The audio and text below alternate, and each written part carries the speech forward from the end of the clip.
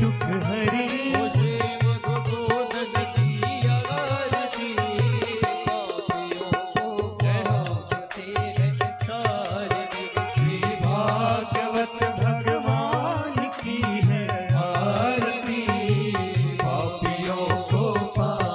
से है तारती।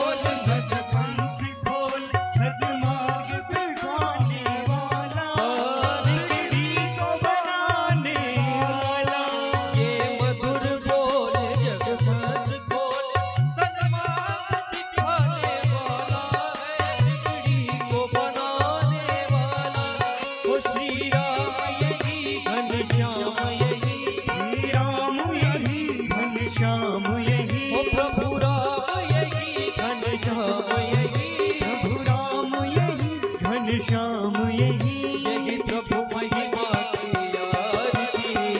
पापियों को पाप से है तारती। भागवत भगवान की है आरती। पापियों को पाप से है तारती। भागवत भगवान की है आरती। पापियों को पाप से है तारती।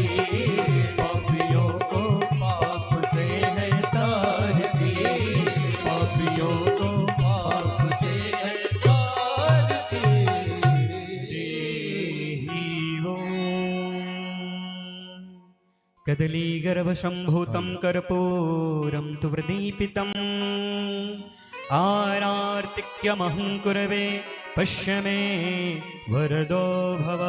जलेन शीतले गरणं पुष्पै देवता विवन्दम् आत्मा विवन्दनं मन्त्रपुष्पाञ्जलिः। ॐ जज्ञेनज्ञमयजन्त देवास्तानि धर्माणि प्रथमान्यासन्ना तेहनाकं महिमानः सजन्त चित्रपूर्वे साध्याः सन्ति देवाः। ॐ नानासुगन्धपुष्पाणि यथा कालोद्भवानि च पुष्पाञ्जलिरमया दिक्ता गृहाण परमेश्वरः। ब्रह्मस्वामन्त्रपुष्पाञ्जलिं समर्पयामि प्रणमामि नमस्करोमि नमामि। बोली भागवत भगवान की जय। श्री राधा कृष्ण भगवान की जय।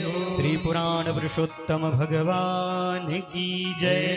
श्री सुखदेव महाराज की जय।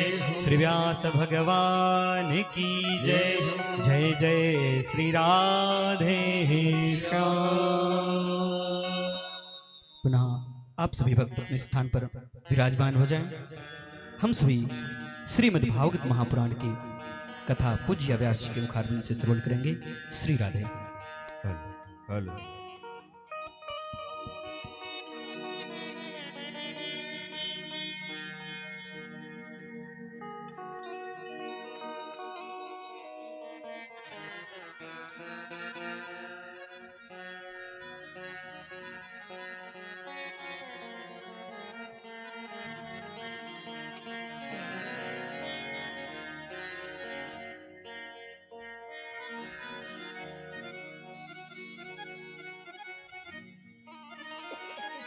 जहां तक मेरी आवाज जा रही है भक्त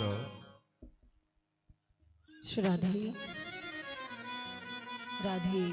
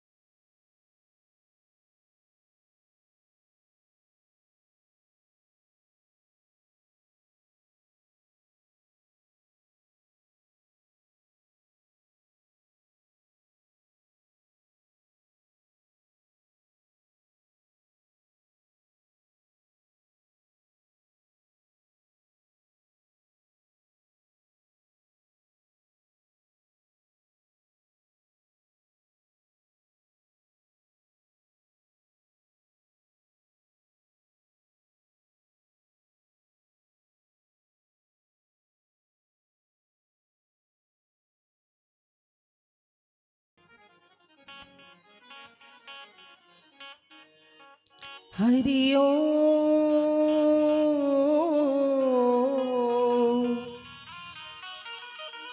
स्वस्ति श्री गणेशाय नमः।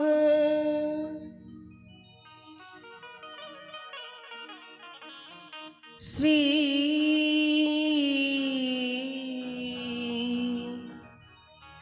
गुरुवे नमः।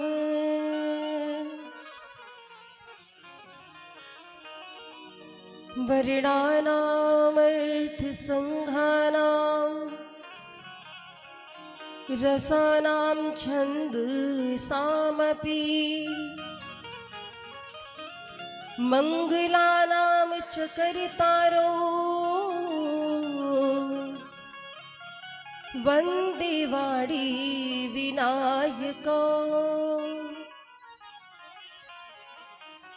अखण्डमण्डलाकारं व्याप्तं येन चराचरं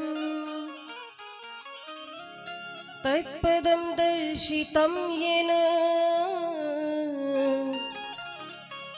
तस्मै श्री गुरुवे नमः।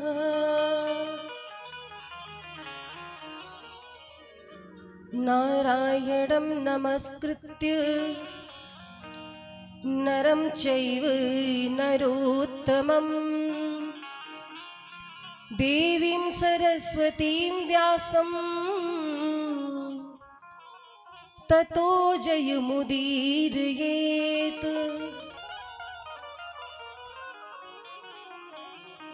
मंगलं कौशलेन्द्राय महनीय गुणाब्धये चक्रवर्ती तनुजाय सार्वभौमाय मंगलम्। ध्येयं सदा परिभवग्नं भीष्टदोहम्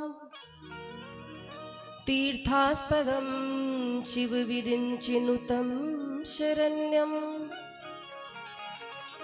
प्रत्यार्तिहं प्रणतपालभवाब्धिपोतं वन्दे महापुरुषते चरणारविन्दम्।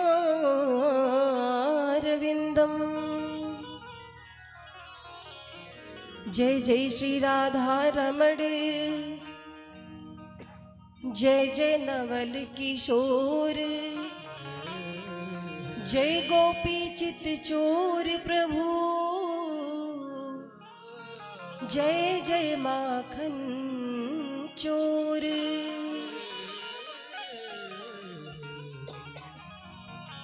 अतुलित बलिधामम हेम शैलाभदेहम् दनुजवन कृशानुं ज्ञानिनामाग्रगण्यम्। सकल गुण निधानं वानराणामधीशं रघुपति प्रिय भगतं वातजातं नमामि।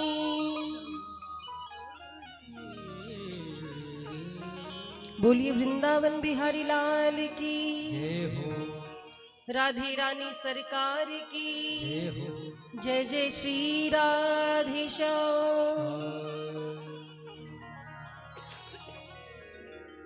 परम मंगल में परात्पर अखिलेश्वर अकारण करुणा वरुणालय भक्तवांशा कल्पतरु श्री तड़िदित विनिंदित पीतांबरधारी श्री बालकृष्ण लाल की वांगमयी प्रतिमूर्ति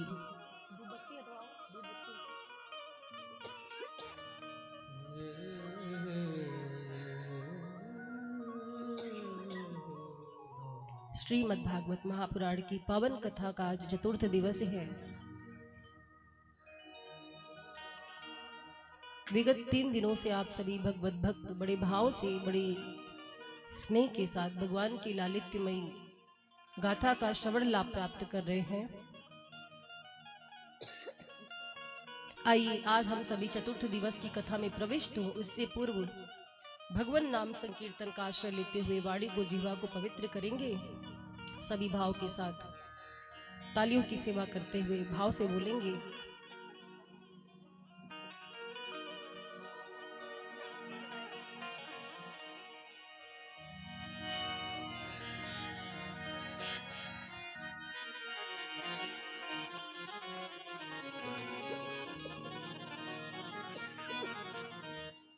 आइए मिलकर के बोलेंगे। नंदलाल सहारा तेरा है, लाल सहारा तेरा है, गोपाल सहारा तेरा है, गोपाल सहारा तेरा है, नंदलाल सहारा तेरा है, ओ नंदलाल सहारा तेरा है, गोपाल सहारा तेरा है, ओ गोपाल सहारा तेरा है, मेरा और सहारा कोई नहीं, मेरा और सहारा कोई नहीं, मेरा और सहारा कोई नहीं, ओ मेरा और सहारा कोई नहीं, हे नंदलाल सहारा तेरा है, नंदलाल सहारा तेरा है, मेरी श्याम सहारा तेरा ओ है। मेरे श्याम सहारा तेरा है, तालियों की सेवा करते हुए हरि बोल।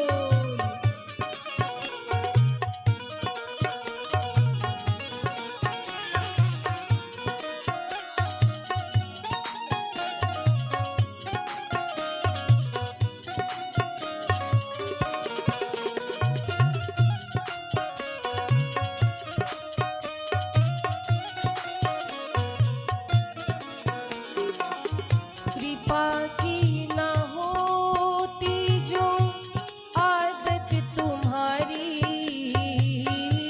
कृपा की न होती जो आदत तुम्हारी, कृपा की न होती जो आदत तुम्हारी, कृपा की न होती जो आदत तुम्हारी, तो सुनी ही रहती अदालत तुम्हारी हो, सुनी ही रहती अदालत तुम्हारी, हे नंदलाल सहारा तेरा है, नंदलाल सहारा तेरा है, गोपाल सहारा तेरा है, गोपाल सहारा तेरा है,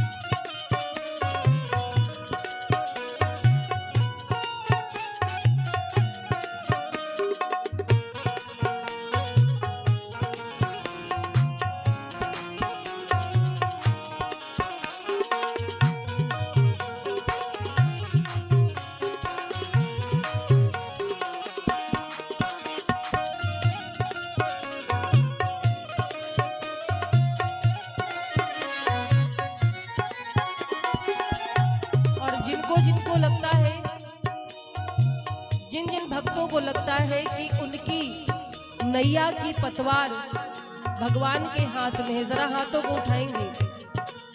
जिन्होंने सब कुछ भगवान पर छोड़ रखा है केवल वो हाथ उठाएंगे, दोनों हाथों को सीधे सीधे और मिलकर के बोलेंगे। क्या बोलना है? हे नंदलाल सहारा तेरा है, गोपाल सहारा तेरा है,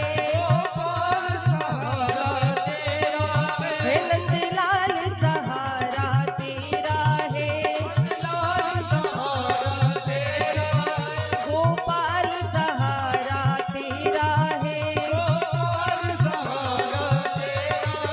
मेरा और सहारा कोई नहीं, ओ मेरा और सहारा कोई नहीं, नंदलाल सहारा तेरा है, गोपाल सहारा तेरा है, नंदलाल सहारा तेरा है,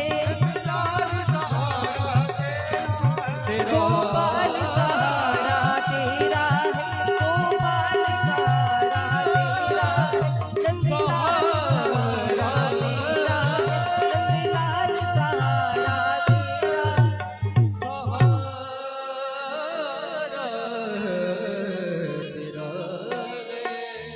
कृपा की ना होती जो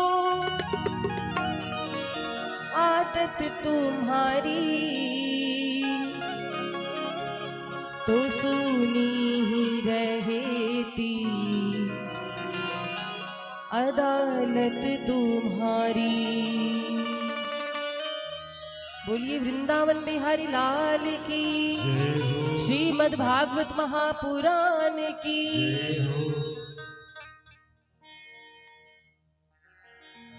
आप सभी भक्तों का बहुत बहुत आभार जो बड़े भाव से बड़े प्रेम से कथा को श्रवण कर रहे हैं।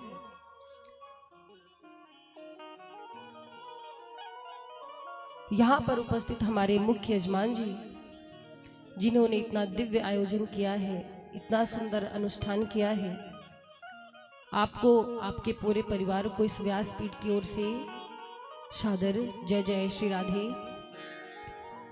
इस प्रांगण में उपस्थित हमारी श्रद्धामयी माताएं बहनें बाल गोपाल मंडली, आपको जय जय श्री राधे। बड़े दूर दूर से आए भागवत कथा के सुरसिक श्रोतागण बंधु, आप सभी को जय जय श्री राधे। और मंच पर उपस्थित गंधर्वगण आचार्य जी, आपको भी सादर जय जय श्री राधे। और घर पर बैठे YouTube, Facebook लाइव के माध्यम से भगवान की इस अमृतमयी कथा को श्रवण कर रहे भक्तों को सादर जय जय श्री राधे। कल आप सभी भक्तों ने बड़े भाव के साथ भगवान के बाल भक्त की कथा को श्रवण किया। जीवन में कुछ भी कठिन नहीं है। कथा कहती है कि अगर विचार शुद्ध हो और संकल्प सत्य हो तो आपको आपके लक्ष्य की प्राप्ति अवश्य होती है। जो लोग ये सोचते हैं कि भगवान तो कलयुग में है नहीं और युगों में हुआ करते थे, तो महाराज इसी कलयुग में मैया मीरा ने भगवान को प्राप्त किया। इसी कलयुग की घटना है और किसी युग की बात नहीं है। भगवान हर युग में है और हम आप जो करते हैं वो सब देख रहे हैं, सब समझ रहे हैं। अच्छा, यहाँ पर बात आती है, जब भगवान देख रहे हैं तो भगवान रोकते क्यों नहीं? इतना अत्याचार हो रहा है, भ्रष्टाचार हो रहा है, भगवान रोकते क्यों नहीं? अरे भगवान रोकते हैं। अब अर्जुन की तरह हम इतने पवित्र मन वाले नहीं है कि भगवान हमारा रथ आकर हाकेंगे कृष्ण के रूप में, ना हमारे विचार इतने शुद्ध हैं। हाँ, भगवान साक्षात कृष्ण रूप में तो नहीं आ सकते, लेकिन किसी न किसी रूप में आते हैं और हमें गलत करने से रोकते हैं, चाहे वो माँ के रूप में हो, चाहे पिता के रूप में, चाहे भाई के रूप में, चाहे गुरु के रूप में, चाहे मित्र के रूप में। घर में कोई भी कुछ अपने मनमानी करता है तो घर वाले रोकते हैं ना। वो कौन है? वो भगवान का ही स्वरूप है। भगवान ही किसी न किसी रूप में आकर के हमें हमारी गलतियों का बोध कराते हैं, पर हम समझ नहीं पाते। तो महाराज भगवान हर युग में है, सब कुछ सुनते हैं, देखते हैं। और इंसान कहता है कि मुझे दुख मिला, मुझे सुख मिला। वास्तव में सुख दुख भगवान नहीं देते, भगवान तो सच्चिदानंद है। सुख और दुख हमारे अपने मन की उपज है। जब हम सबके मन का कार्य होता है तो हमें सुख की अनुभूति होती है, और जब कोई भी कार्य हमारे मन के विपरीत होता है तो वहां हमें दुख लगता है। वास्तव में भगवान ना तो किसी को दुख देते हैं ना सुख देते हैं, सब अपने अपने कर्मों का खेल है, प्रारब्ध के अनुसार प्राप्त होता है। किसी भक्त ने एक संत से पूछा कि ये बताइए कि इस दुनिया में दो प्रकार के लोग हैं, जो पुण्य करते हैं और कुछ पाप करते हैं। तो ये श्रीमद् भागवत की जो कथा है, पुण्यात्मा सुन ले वो भी तर जाता है और पापी व्यक्ति सुने तो वो भी तर जाता है। जब दोनों को ही लक्ष्य मिलना है तो फिर फर्क क्या है पुण्य और पाप में? महाराज इसका एक बहुत सुंदर उत्तर महात्मा जी ने दिया। देखिए, जीवन में यात्राएं हम सभी करते हैं ना। अच्छा, किसी भी नगर में, शहर में दो प्रकार की रोड होती है। एक तो होता है बाईपास, जहां पर जाम ट्रैफिक नहीं मिलता, यात्रा जल्दी पूर्ण होती है, बड़ी सुगमता से पूर्ण होती है कि नहीं? समय बच जाता है, आपको ज्यादा ट्रैफिक का सामना नहीं करना पड़ता। तो एक रोड होती है हाईवे की, और एक होती है जो शहर के अंदर से जाती है, जहां पर छड़ छड़ पर ट्रैफिक लगा रहता है, नाली होती है, गड्ढे होते हैं, कई सारी समस्याएं होती हैं। तो ठीक वैसे ही ये जो रोड है, सड़क है ना, ये गंतव्य है पापात्मा और पुण्यात्मा का। जो पुण्यात्मा है वो भी लक्ष्य तक पहुंचती है, लेकिन कैसे? बड़ी सुगमता से, हाईवे के द्वारा, बड़ी शांति से, आराम से उसका जीवन बीत जाता है। और जो पापात्मा है वो धक्के खाते हुए जाते हैं। तो महाराज इसीलिए जीवन में कहा जाता है कि भजन करिए, भजन करने से पाप समाप्त होते हैं और पुण्य का उदय होता है। कल चर्चा हो रही थी, जड़ भरत जी की कथा सुन रहे थे आप लोग। भरत जी के 3 जन्मों की चर्चा की है आचार्य सुखदेव जी ने। पहले जन्म की कथा आपने सुनी कि वो राजर्षि भरत थे, मृग छौने से प्रेम हो गया था, इसलिए अंत समय में उन्हें वही मृग छौना स्मरण हुआ। अगला जन्म उनको हिरण का मिला।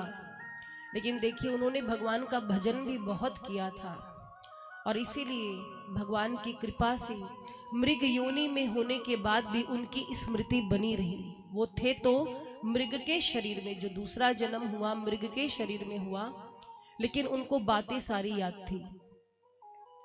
वो मृग योनि में भी रहकर भगवान का ध्यान करते। कुछ समय बीता तो मृग योनि से छूट गए, और मृग योनि में होते हुए भगवान को स्मरण करते थे, इसलिए उनको तीसरा जन्म एक ब्राह्मण के यहाँ मिला।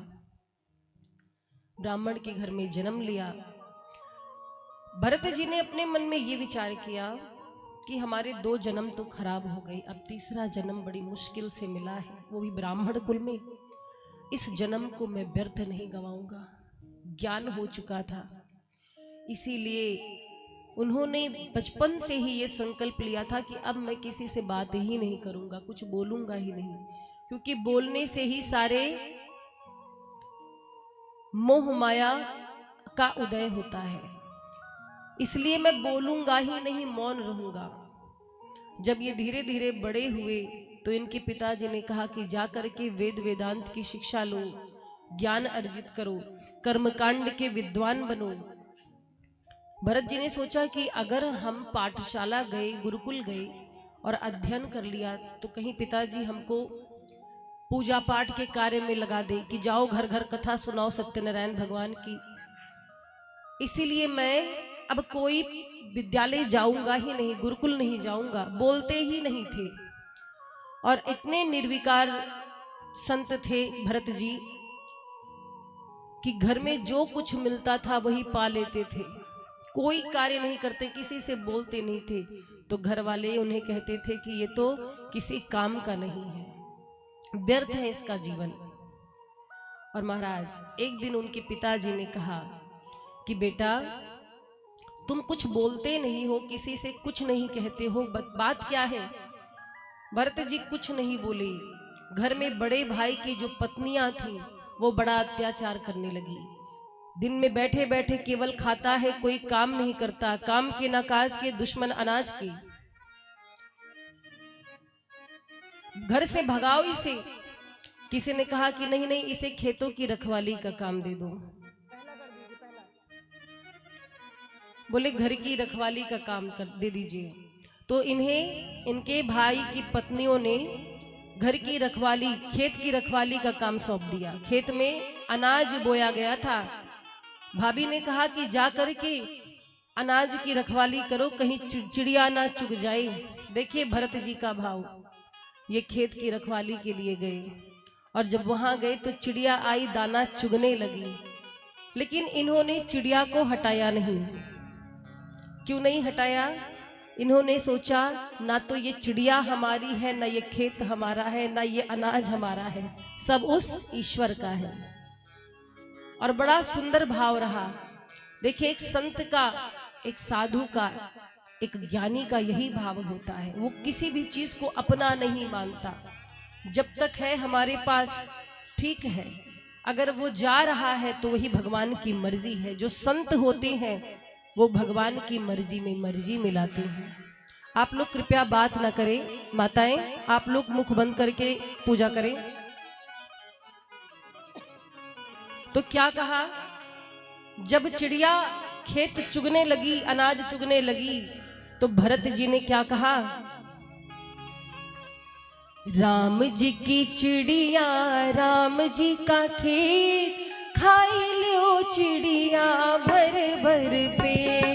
राम जी की चिड़िया, राम जी का खेत, खाई लो चिड़िया भर भर पे। राम जी की चिड़िया, राम जी का खेत, खाई लो चिड़िया भर भर पे। राम जी की चिड़िया, राम जी का खेत, खाई लो चिड़िया भर भर पे। महाराज चिड़िया आई दाना चुगने, उन्हें खेत की रखवाली के लिए भेजा गया था। वो तो और परम स्वतंत्र कर दिए चिड़िया को। बोले खा लो पेट भर के, न ये अनाज हमारा है न खेत हमारा है। क्या कहा? राम जी की चिड़िया, राम जी का खेत, खाई लो चिड़िया भर भर पे।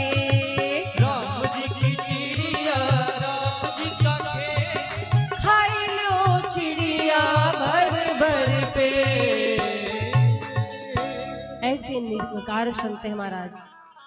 भाइयों ने देखा, भाई कहते हैं ये देखो, इनको खेत की रखवाली के लिए भेजे थे और ये तो और लुटा के चली आई, किसी लायक नहीं है ये।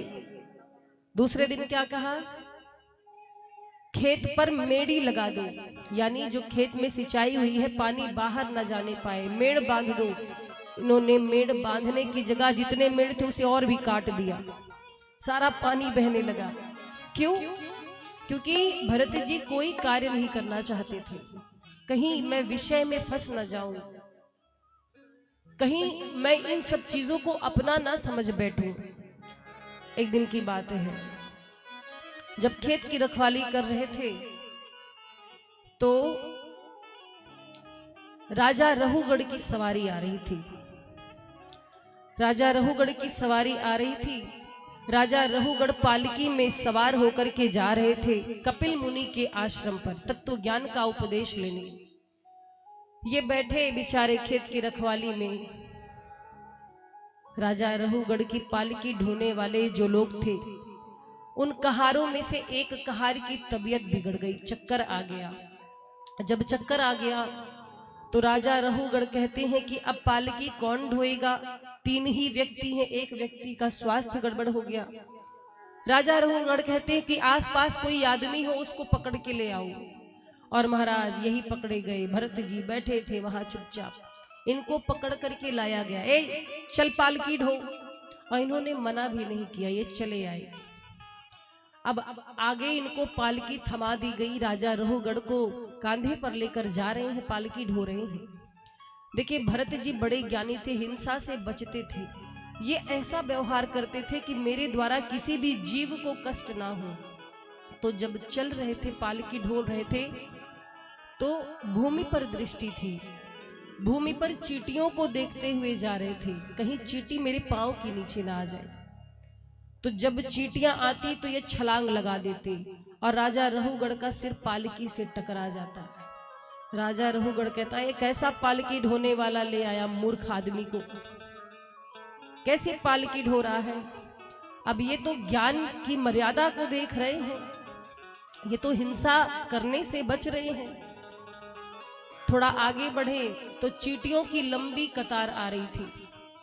चींटियों की लंबी कतार देखा जब इन्होंने तो जोरदार छलांग लगाया। इस बार तो महाराज पालकी भूमि पर गिरी और राजा रहुगढ़ आकर पालकी से बाहर गिरे। और जब पालकी से बाहर गिरे तब राजा रहुगढ़ लगे भला बुरा कहने। बड़े कड़वे शब्द बोले भरत जी को कि लगता है दुबला पतला बहुत है तू, तुझे खाने को नहीं मिलता है, चक्कर आ गया क्या, इसलिए पालकी नहीं ढो पा रहा है। मैं तुझे दंडित करूंगा, तूने पालकी ठीक से नहीं चलाई। महाराज न जाने क्या क्या बात कहने लगे।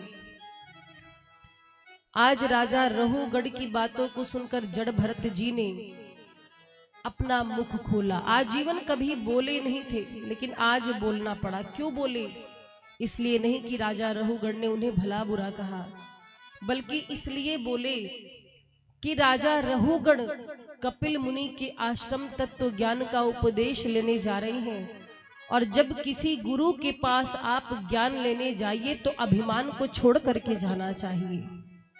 कहीं दुनिया वाले ये ना कहें कि भरत जी ने जिसको अपने कांधे पर उठाया वो राजा अज्ञानी रह गया, इसलिए आज ज्ञान की बात कही।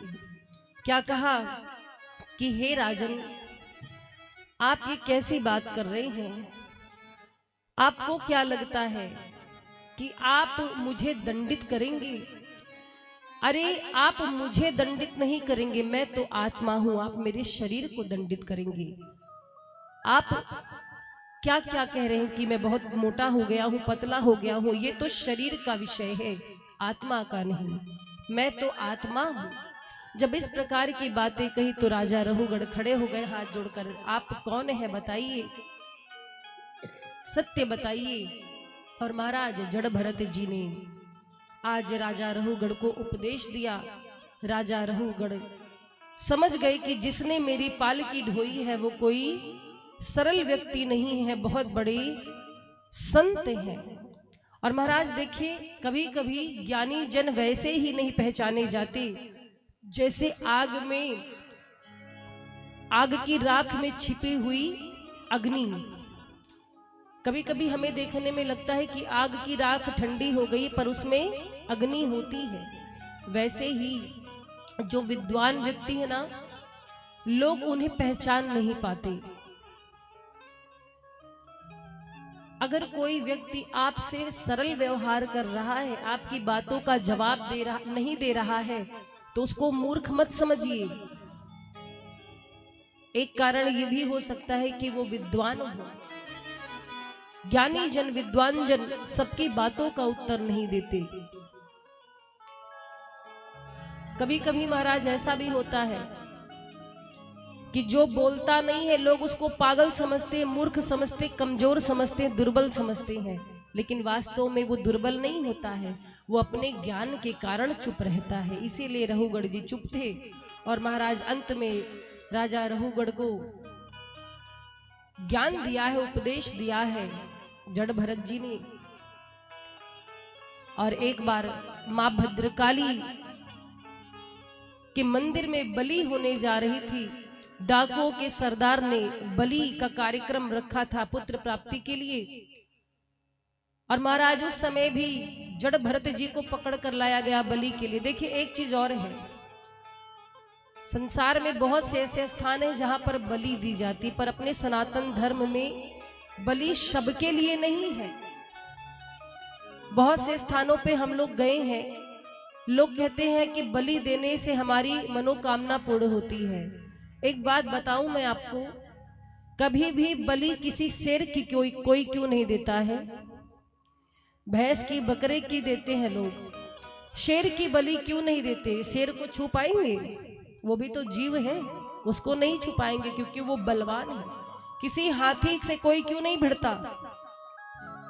क्योंकि हाथी बलवान है। तो महाराज अपने स्वार्थ के लिए लोगों ने ये परंपरा बना ली है कमजोर को दबाने की। जो कमजोर होते उन्हें ही प्रायः दबाया जाता है। वास्तव में बलि अगर देनी है, कथा कहती है, तो अपने कुविचारों को दीजिए।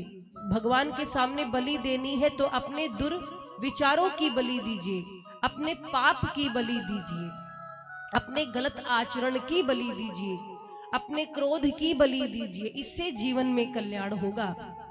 तो महाराज सुखदेव जी परीक्षित जी को कथा सुना रहे हैं कि भद्रकाली माता के मंदिर में जब बलि होने लगी, जिस व्यक्ति की बलि होने जा रही थी वो भाग गया था, तो जड़ भरत जी को पकड़ करके लाया गया और जड़ भरत जी की बलि होने लगी तो मां भद्रकाली मूर्ति को तोड़कर प्रकट हुई। क्यों? क्योंकि जड़ भरत जी एक विद्वान और संत हैं, एक सदाचारी व्यक्ति हैं। और जब किसी अच्छे व्यक्ति को परेशान किया जाता है तो देवताओं को, देवियों को आना पड़ता है उसकी रक्षा के लिए। मां भद्रकाली मूर्ति फोड़कर प्रकट हुई और जड़ भरत जी की रक्षा की है। बोलिए भद्रकाली मैया की। तो इसीलिए महाराज सुखदेव जी कहते हैं कि हमारे धर्म में बलि का कोई विधान नहीं है। आगे सुखदेव जी नरकों का वर्णन करते हैं। नरक और स्वर्ग किसे कहते हैं? 28 प्रकार के नरकों का वर्णन किया है। परीक्षित जी से कहते हैं कि हमारी भूमि के दक्षिण दिशा में 99,000 योजन की ऊंचाई पर 28 प्रकार के नरक हैं। आदमी जब पाप कर्म करता है तो नरक में जाता है। यम के दूत गले में रस्सी डालकर घसीटते हुए नरक में लेकर जाते हैं। और नरक कितने प्रकार के हैं? 28। कौन से व्यक्ति कौन से नरक में जाते हैं? जो अपने भले के लिए किसी को धोखा देते हैं, किसी को फंसाने के लिए झूठी गवाही देते हैं। बहुत से लोग पैसे के चक्कर में, लोभ में आकर के झूठी गवाही देते हैं ना, तो ऐसे लोग तामिश्र नाम के नरक में जाते हैं। ये भागवत जी में वर्णन है। जो व्यक्ति पराये धन को हड़पना चाहते हैं जबरदस्ती, ऐसे लोग अंध तामिश्र नरक में जाते हैं। जो व्यक्ति बिना मतलब किसी से घृणा करते हैं, ईर्ष्या करते हैं, किसी की तरक्की देख करके जलते हैं, वो रौरव नाम के नरक में जाते हैं। और जो लोग मूक पशुओं का वध करते हैं, उन्हें मारते हैं, वो कुंभीपाक नामक नरक में जाते हैं। मूक पशुओं की हत्या कभी नहीं करनी चाहिए, खास तौर पे वो जीव जो हमें नुकसान नहीं पहुंचा रहे। लोग अपनी उदर पूर्ति के लिए न जाने क्या क्या कर बैठते हैं। बहुत जगह हमने सुना है, कहेंगे हम ठाकुर हैं, हम खा सकते हैं ये सब। अब आप जरा सोचिए, भगवान श्री राम कौन थे? रघुवंशी थे, लेकिन भगवान श्री राम 14 वर्ष वनवास में रहे, पर कभी भी मांसाहार का सेवन तो छोड़िए, उसके बारे में सोचना भी पाप है। भगवान श्री राम ने क्या पाया? कंद मूल फल पाकर के 14 वर्ष व्यतीत किए। यहाँ लोग कहते हैं हम ठाकुर हैं, हमारे यहाँ विधान है। इसीलिए हिंसा नहीं करनी चाहिए। किसी मृत व्यक्ति को छूने के बाद आदमी स्वयं को अपवित्र कहता, हम अशुद्ध हो गए, शमशान गए तो अशुद्ध हो गए ना। और ये जो मूक पशु को मार मार के खाते हैं वो क्या है? वो भी तो लाश ही है, लेकिन उसमें भेद नहीं करते। जैसा आप अन्न खाते हैं वैसी बुद्धि हो जाती, इसीलिए सदैव सात्विक भोजन करना चाहिए। प्रकृति ने बहुत सुंदर सुंदर चीजें बनाई हैं पाने के लिए, कोई कमी है बताइए? इतने सुंदर अनाज है, दालें हैं, साग सब्जियां हैं, कितने सारे मेवे हैं, लेकिन लोग स्वाद के लिए धर्म को भूल जाते हैं। तो ऐसा जो लोग करते हैं वो कुंभी पाक नामक नरक में जाते हैं। अच्छा, एक बात है यहाँ पर, तो मान लो वर्णन किया गया है नरकों का कि मृत्यु के बाद कौन कौन से नरक में जाते हैं, लेकिन हम एक बात कहना चाहेंगे, वास्तव में स्वर्ग और नरक इसी धरती पर है, जानते हैं? स्वर्ग नरक देखने के लिए आपको मरने की जरूरत नहीं है, जीते जी ही लोग स्वर्ग देख लेते हैं और नरक देख लेते हैं। चलिए आज हम आपको चार लक्षण बताते हैं स्वर्ग और नरक के। कौन स्वर्ग में जी रहा है, कौन नरक में जी रहा है, आप पता लगा लेना, ठीक है? लक्षण हम बताएंगे, अपनी अपनी बीमारी पता लगा लेना। तो बताइए, पहले स्वर्ग के लक्षण बताएं कि पहले नरक के?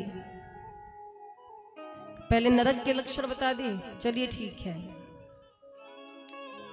आपको हम आज चार लक्षण दोनों के बताएंगे, आप पता लगाइए कि आप स्वर्ग में है कि नरक में है। इसी धरती पर ही स्वर्ग है और नरक है। तो सुनिएगा, सबसे पहले नरक का लक्षण हम बताते हैं। मैले कपड़े कर्ज सिर, मैले कपड़े कर्ज सिर, ध्यान से सुनिएगा, ये आपके बड़े काम की बात है। मैले कपड़े कर्ज सिर, घर कलिहारिनी नारी, अब बच्चे जब हो नालायक तो नरक के लाछन चार। बात समझ में आ रही है? मैले कपड़े कर्ज सिर, घर कलिहारी डिनार, बच्चे जब हो नालायक तो नरक के लक्षण चार। मैले कपड़े मतलब कोई कार्य करते समय कपड़े गंदे हो जाए तो सभी के होते हैं, फिर इंसान क्या करता है, अगले दिन स्नान करता है, उसे बदलता है ना। लेकिन कुछ लोग आदत होती है वही कपड़े पहने रहेंगे जब तक बगल वाला कह न दे भैया जाके नहा लो। कुछ लोगों की आदत होती है गंदे से बने रहते हैं, तो जो मैले कपड़े पहनने के आदी होते हैं समझो वो नरक में जी रहे हैं। और दूसरा लक्षण क्या है? कर्ज सिर, जिसके सिर पर कर्ज हो। देखिए, कर्ज तो हर कोई लेता है, ये तो समाज का नियम है। कोई कार्य पड़ा, आपने कर्ज लिया फिर वापस कर दिया, पर ऐसा कर्ज जो आप जीवन भर चुका ना पाए और बिना चुकाए वहां चले जाए, तो लौटाने के लिए फिर आपको आना पड़ेगा। किसी का कर्ज लेकर आप जा नहीं सकते हैं, जांच वहां तक बनी रहती महाराज। तो ऐसा व्यक्ति जो कर्ज ले ले और चुका ना पाए, वो कौन होता है? वो पराधीन होता है। किसी से पैसे ले लो और दे ना पाओ, तो जब वो रास्ते में मिल जाएगा तो लोग मुंह छिपा के निकल जाते, कहीं टोक ना दे सबके सामने हमें, है कि नहीं? तो ऐसे व्यक्ति पराधीन हुए, और पराधीन सपने हो सुख नाही। तो जो कर्ज नहीं उतार पा रहे हैं, आवश्यकता से अधिक जिनका खर्च है, कर्ज में डूबे हुए हो, ऐसे लोग नरक में जी रहे हैं। और तीसरा लक्षण क्या है? घर कलिहारिनी नारी, जिस घर में ऐसी माताएं हो जो हर वक्त झगड़ा करती रही, हर वक्त झगड़ा करने वाली मैया, जैसे कभी कोई मेहमान अचानक से आ जाए और देखकर जल भून जाए। इनको रात में अभी पहुंचना था, बर्तन धो लिए थे, भोजन बना लिए थे, अब चले फिर से पूरा रसोई का काम करें, पता नहीं कहां से आ गए। आप लोग ऐसे नहीं हो, आप लोग बहुत अच्छे हो, हम कहीं और की बात कर रहे हैं, आप लोग तो बहुत अच्छी हैं।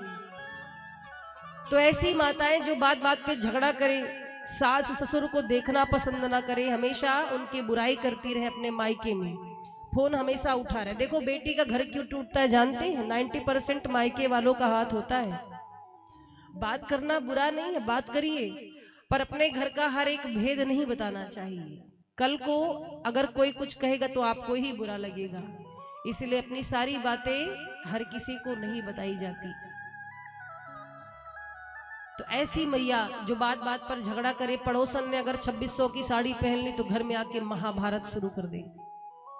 देखो पड़ोसन इतनी बढ़िया साड़ी ले आई, तुमसे शादी करके मेरे तो कर्म फूट गए। बहुत से लोग पतियों को ताना देती हैं कि पता नहीं कहां से तुम ही बैठे थे मेरे लिए, मेरी किस्मत में मेरी किस्मत फूट गई। जो पति को ऐसे ताना देती हैं, बात बात पर सुनाती हैं, ऐसी मैया समझो कलिहारिणी नारी है। जो घर की साफ सफाई नहीं करती, जो पूजा पाठ नहीं करती, नियम से नहीं रहती। बहुत से घरों में मैंने देखा है, मैं यहाँ की बात कतई नहीं कर रही, देखिए ये सब अशिक्षा के कारण होता है। एक बड़ी अच्छी बात याद आई, मैं एक जगह गई थी, अब नाम नहीं लूंगी क्योंकि लाइव चल रहा है, अगर वो लोग भी सुनेंगे तो उनको बुरा लगेगा, इसलिए नाम लेना ठीक नहीं है। एक क्षेत्र में गए थे हम, तो वहां पर पता चला बड़ी गंदगी थी, चारों तरफ कूड़ा कचरा फैला था। तो हमने कहा कि यहाँ पर साफ सफाई का ध्यान नहीं है, सरकार ये सब सोचती नहीं है कुछ। तो एक बच्ची ने बताया कि सरकार क्या करे, यहाँ पर एक नीला बॉक्स, हरा बॉक्स घर घर में दिया गया था कचरा रखने के लिए, पर जितनी माताएं हैं घर में दाल चावल गेहूं रखती हैं, उसमें उसको धो धो के घर में दाल चावल गेहूं राशन रखती हैं। हमने कहा धन्य हो प्रभु। तो सरकार क्या करे, आके झाड़ू लगाए गली गली? साफ सफाई रखना हमारा आपका कर्तव्य है। लोग दूसरों को दोष देते हैं। तो ऐसे ऐसे लोग हैं महाराज, ऐसी ऐसी मैया है, कितनी भी सुविधा दे दो, जिनको गंदगी में जीने की आदत है वो गंदगी में ही रहेंगे। आप कितना भी सुविधा उनको दे दो, और ये सत्य घटना है, कोई बनाई हुई बात नहीं है। तो इसीलिए महाराज जो ऐसी मैया है किसी की बात न सुने, घंटों समझाइए, करेंगी वही जो उनके मन का होगा। हमेशा सास ससुर से झगड़ती रहे, पति से झगड़ती रहे, ऐसी नारियां कलहकारिणी नारियां होती हैं। और जहां ऐसी नारियां हैं समझ लीजिए उस घर में नरक है। और चौथा लक्षण क्या है? जब बच्चे हो नालायक। नालायक बच्चे कौन? अपने पिता से ही आकर के बोल दें, एक एक पैग बनाए। आजकल शहरों में यही चल रहा है। बच्चे जब बड़े होते हैं तो पिता बड़े गर्व से कहते हैं कि तुम मेरे दोस्त हो, अब तुम मेरे बेटे नहीं हो, अब तुम मेरे दोस्त हो। और बच्चे माता पिता को यार यार करके बात करते हैं, कोई मर्यादा ही नहीं रह गई है। कई जगह मैंने देखा, अरे पापा यार तुम बुढ़े हो गए हो, चुप रहो, ऐसे बोलते हैं। धन्य ऐसे माता पिता जो छूट दे रखी है बच्चों को, सिर पर चढ़ा कर रखे हैं। कोई मर्यादा ही नहीं है रिश्तों की कि बड़ों से कैसे बात करना है। पिता से ही पूछते हैं पैक बनाए चलेगी, और पिता को भी लगता अब तो बेटा जवान हो गया है। ये गर्व करने की बात नहीं है, डूब मरने की बात है। आज बड़ा गर्व हो रहा है, कल को समझ में आएगा जब वही बेटा डंडा उठाएगा। तो महाराज ऐसे बेटे जो माता पिता की सुनते ना हो, ऐसे बेटे जो अपनी मस्ती में रहते हो, नशा करते हो, माता पिता का अपमान करते हो, अगर ऐसी औलाद घर में है तो समझो वो व्यक्ति नरक में जी रहा है। अब बात समझ में आ गई ना? अब कौन कौन जी रहा है वो आप जानो, हमने बता दिया। चलिए तो नरक के लक्षण थे, अब हम स्वर्ग के लक्षण बताते हैं। स्वर्ग के लक्षण क्या है? अन्न पुराना घी नया, घर सतवंती नारी, बच्चे जब हो लायक तो स्वर्ग के लाछन चार। अन्न पुराना मतलब घर में पहले से अनाज भरा है, भंडार भरा है और नया आ जाए, कमी ना हो, कभी घटे ना। ऐसे घर में अन्नपूर्णा मैया वास करती है कि कोई द्वार पर आए तो भूखा ना जाए, साधु आए, संत आए, कोई भी अतिथि आए उसका सत्कार हो। ऐसा घर है तो समझिए वहां पर स्वर्ग है, देवताओं का वास है। अन्न पुराना घी नया। अब घी नया सब नहीं खा सकते महाराज, वही खा सकता है जिसके द्वार पर 80-90 हजार की गाय या भैंस बधी हो, हाँ? या तो हम जैसे लोग, कोई काम तो है नहीं हमें, हम लोग कथा करते, जहां जाते यजमान जी बढ़िया घी ला करके देते, हम लोग बढ़िया हलवा खाते। प्रेम से बोलो राधे राधे। तो अन्न पुराना घी नया, घर सतवंती नारी, ऐसी नारी जो संतोषी हो। घर की परिस्थिति अगर गड़बड़ है तो उसमें सहयोग करे। पति यदि बीमार है देखो कहा गया ना कि धीरज धर्म मित्र अरु नारी आपद काल परखी है चारी। एक पत्नी की परीक्षा पति की बीमारी में होती है। अगर पति बीमार हो गया है तो जैसे भी परिस्थिति हो पत्नी कंप्रोमाइज करे, समझौता करे, ना कि लड़ने लगे।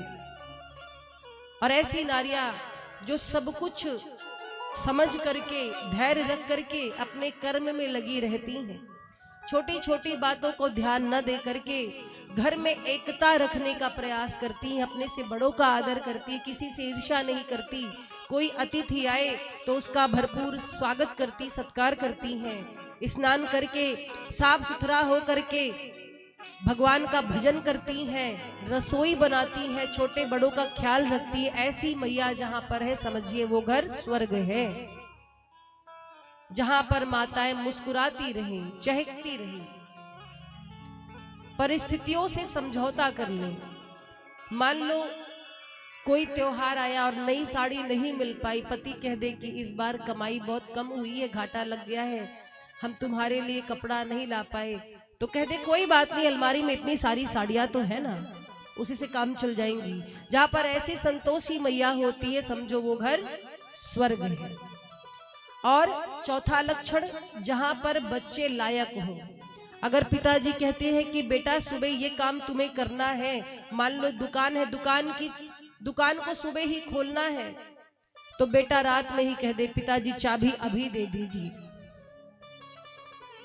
पिताजी चाबी अभी दे दीजिए, तुरंत पिता की आज्ञा मानने को तैयार हो। ऐसे बच्चे बड़े सौभाग्य से मिलते हैं। अगर ऐसी औलाद, ऐसी संतान घर में है तो आप स्वर्ग में जी रहे हैं। ये स्वर्ग और नरक का लक्षण हमने बता दिया। अब कौन किस में जी रहा है वो आप जानिए। प्रेम से बोलिए राधे राधे। सुखदेव जी परीक्षित जी को एक उपाख्यान सुनाते हैं जिसका नाम है अजामिलोपाख्यान। भक्त अजामिल की कथा सुनाई। सुखदेव जी से परीक्षित जी ने प्रश्न किया कि हे गुरुजी ये बताइए, कोई ऐसा व्यक्ति जिसने बहुत पाप किया हो, क्या भगवान के नाम के स्मरण से वो भी तर सकता है? गुरुदेव ने कहा कि क्यों नहीं, और अजामिल ब्राह्मण की कथा सुनाई। अजामिल नाम का एक ब्राह्मण था, तो ब्राह्मण व्यवहार भी अच्छा था, सदाचारी था, लेकिन एक दिन जा रहा था कहीं मार्ग में, उसने एक ऐसा दृश्य देखा कि उसकी बुद्धि बिगड़ गई। एक गड़िका को परपुरुष के साथ देख लिया।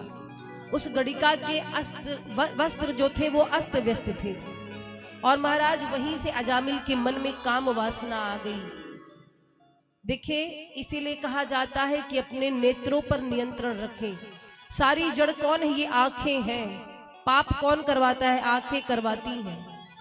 कोई भी गलत चीज आप सबसे पहले आंखों से देखते हैं। आंखों से जो कुभाव है, जो कुविचार है, जो वासना है, वो हमारे मस्तिष्क में आती है, मस्तिष्क से हमारे व्यवहार में आती है, और फिर व्यवहार से हमारे पूरे जीवन को दूषित कर देती है।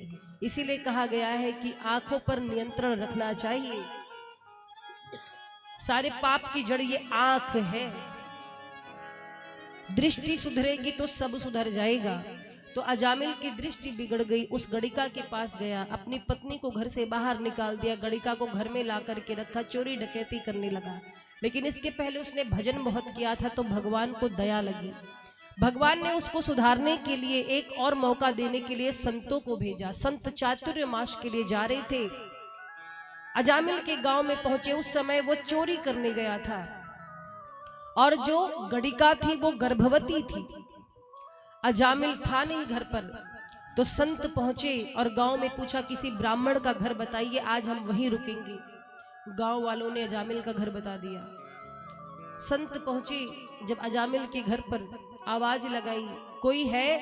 तो वो गड़िका निकली। संतों ने कहा, हम चातुर्य मास के लिए जा रहे थे, हे देवी आज यहीं विश्राम करेंगे, कुछ सूखी सामग्री दे दो, हम भोजन प्रसाद बना पालेंगे। गड़िका रोने लगी।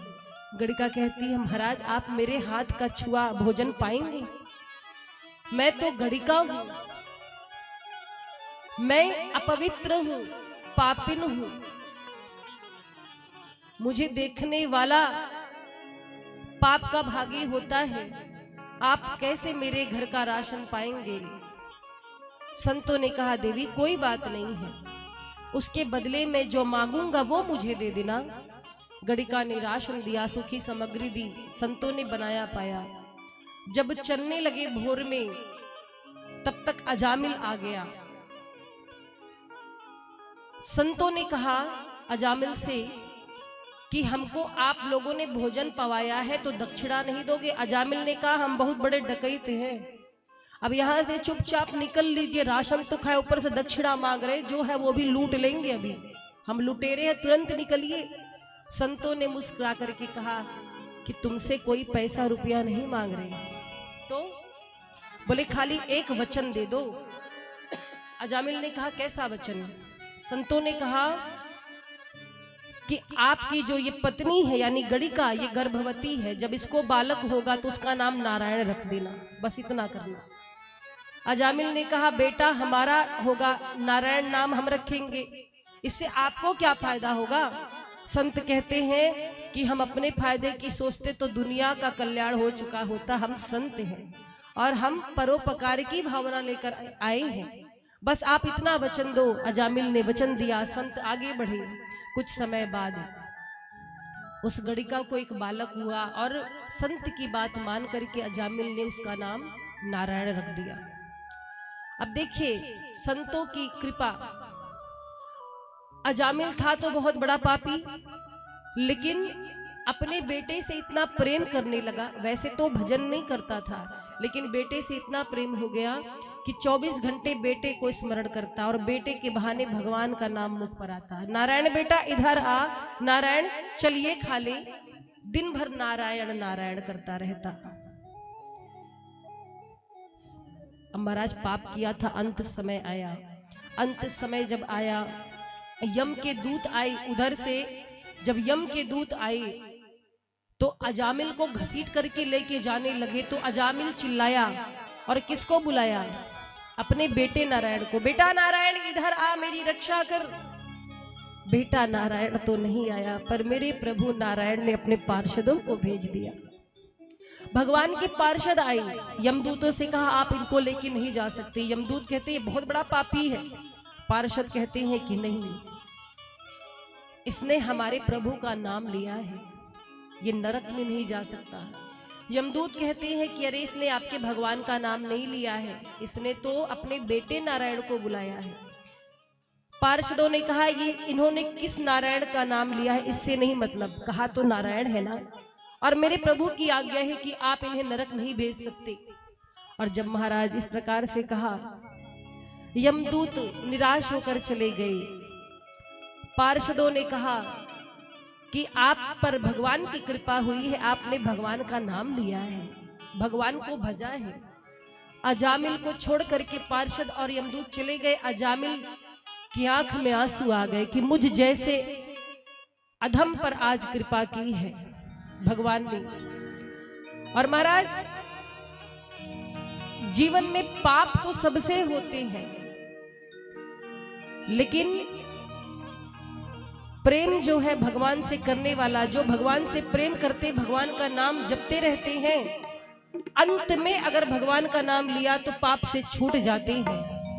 और जीवन में यही याद रखना कि हे प्रभु आपका नाम लेते, आपका नाम लेते हुए, आपका स्मरण करते हुए, आपके दिव्य छवि को निहारते हुए मेरे प्राण छूट जाए, इससे सुंदर मृत्यु किसी की नहीं हो सकती है। अगर भगवान का नाम लेते हुए मृत्यु हो जाए, भगवान को याद करते हुए शरीर छूट जाए, तो फिर इस 84 लाख योनियों के चक्कर में भटकना नहीं पड़ता है। इतना तो करना स्वामी, जब प्राण तन से निकले, गोविंद नाम लेकर ये प्राण तन से निकले।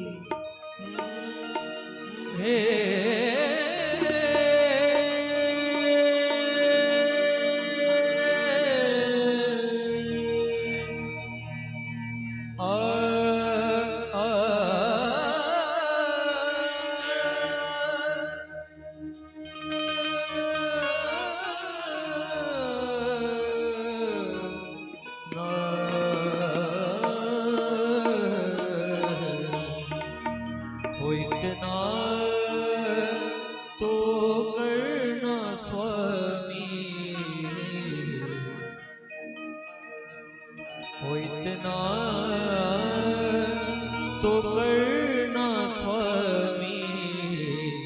जब प्राण तन से निकले इतना तो करना स्वामी। जब प्राण तन से निकले गोविंद नाम लेकर, गोविंद नाम लेकर, गोविंद नाम लेकर, जब प्राण तन से निकले इतना तो करना स्वामी। जब प्राण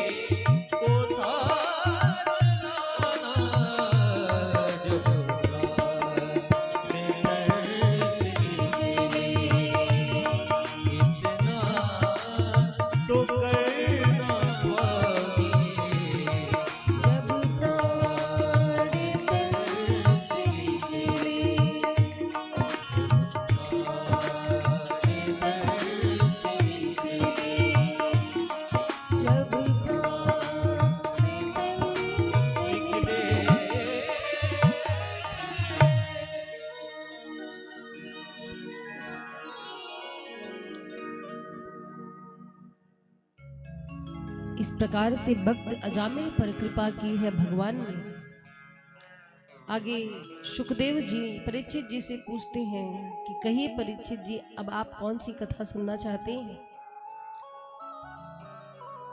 परीक्षित जी कहते हैं कि आप भगवान के अन्य अवतारों की कथा सुनाइए। भगवान नरसिंह बनकर के क्यों आए, मैं सुनना चाहता हूं, बताइए ना। नरसिंह रूप धारण करने का क्या कारण था, तो इस संदर्भ में कथा सुनाते हैं सुखदेव जी। जब भगवान ने वाराह रूप धारण किया था, हिरण्याक्ष का वध किया था, तो हिरण्याक्ष का भाई हिरण्यकश्यप जो था, उसके मन में प्रतिशोध की भावना आ गई थी कि मैं विष्णु से बदला लूंगा, इसने मेरे भाई को मारा है। चला गया तपस्या करने के लिए, और तपस्या करके जब लौटा, उसे लगा कि मैं बहुत बलशाली हो गया हूं, अत्याचार करने लगा। हिरण्यकश्यप ने ऐसा अत्याचार किया महाराज।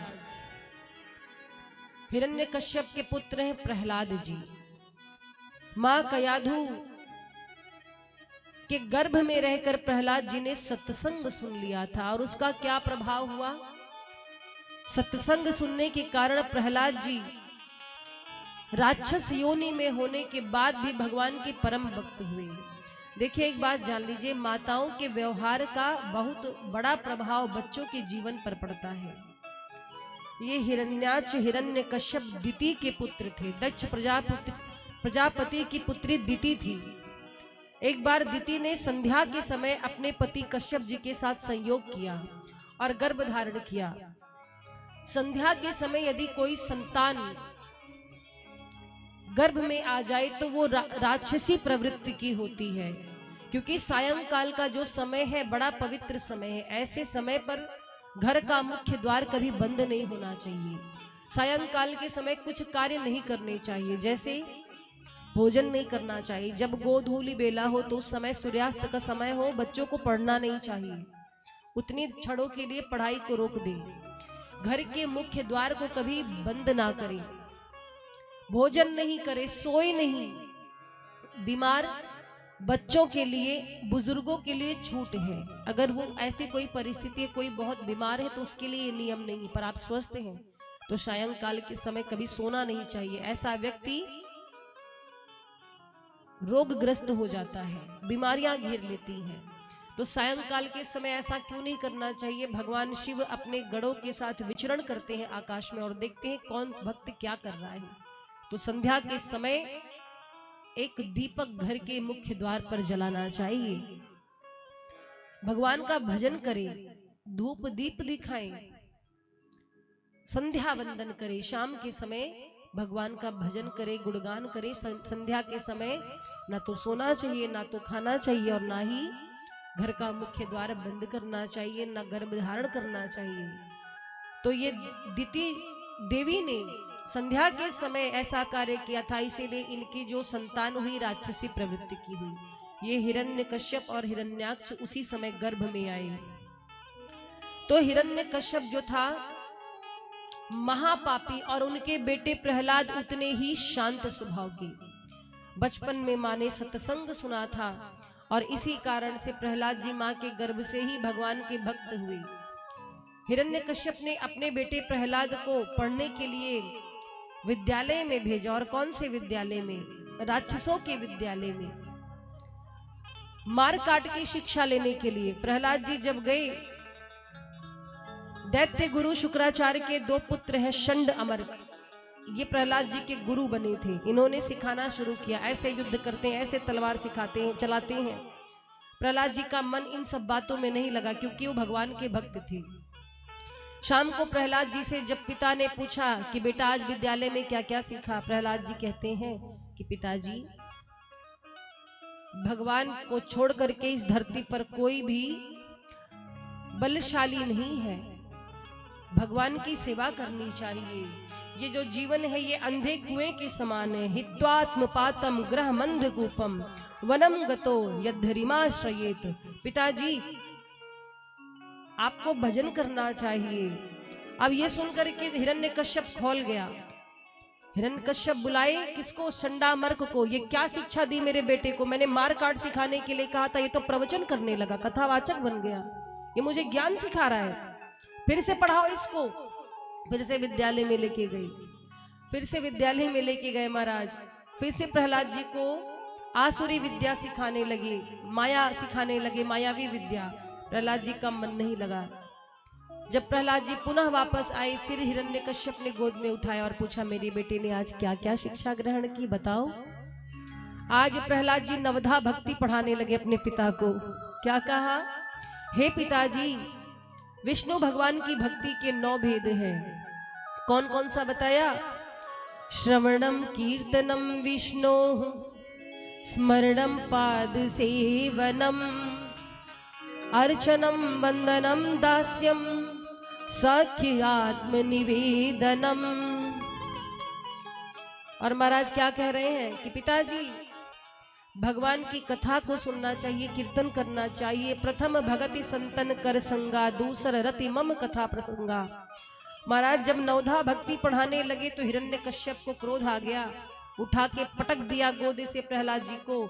शंडामर्क को बुलाए, क्या शिक्षा मेरे बच्चे को दे रहे हो? मैंने कहा था कि इसको मार काट सिखाओ, ये तो प्रवचन देने लगा है, धार्मिक हो गया है, मेरे शत्रु का नाम लेता है, उसकी सेवा करता है। शंडामर्क कहते हैं, भैया हमने इनको कुछ नहीं पढ़ाया, ये पढ़ा पढ़ाया पैदा हुआ है, ये सब गर्भ से सीख करके आया है, सब सीख पढ़ के आया, हमने इसे कुछ नहीं सिखाया। प्रहलाद जी से हिरण्यकश्यप कहते हैं कि तुम्हें भय नहीं लगता? तुम मेरे शत्रु नारायण का नाम लेते हो। प्रहलाद जी कहते, भय कैसा पिताजी? इस संसार में भय किस बात का?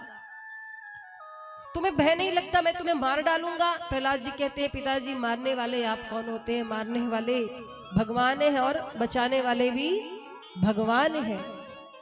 मारने वाला है भगवान, बचाने वाला है भगवान। मारने वाला है भगवान, बचाने वाला है भगवान। मारने वाला है भगवान, बचाने वाला है भगवान। मारने वाला है भगवान, बचाने वाला है भगवान।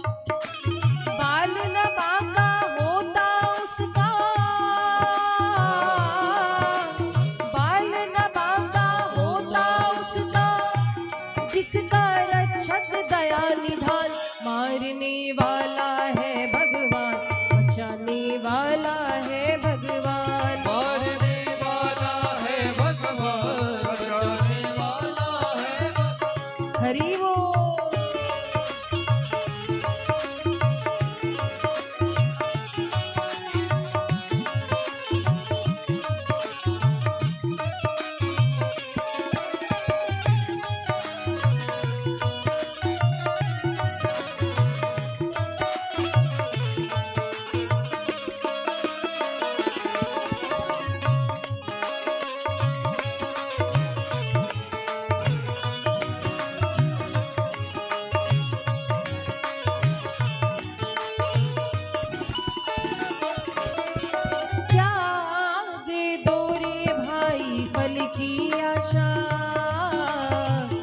स्वार्थ बिना प्रीत जोड़ो,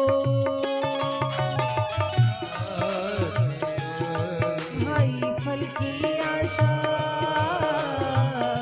स्वार्थ बिना प्रीत जोड़ो। और कल क्या होगा इसकी चिंता, जगत पिता पर छोड़ो।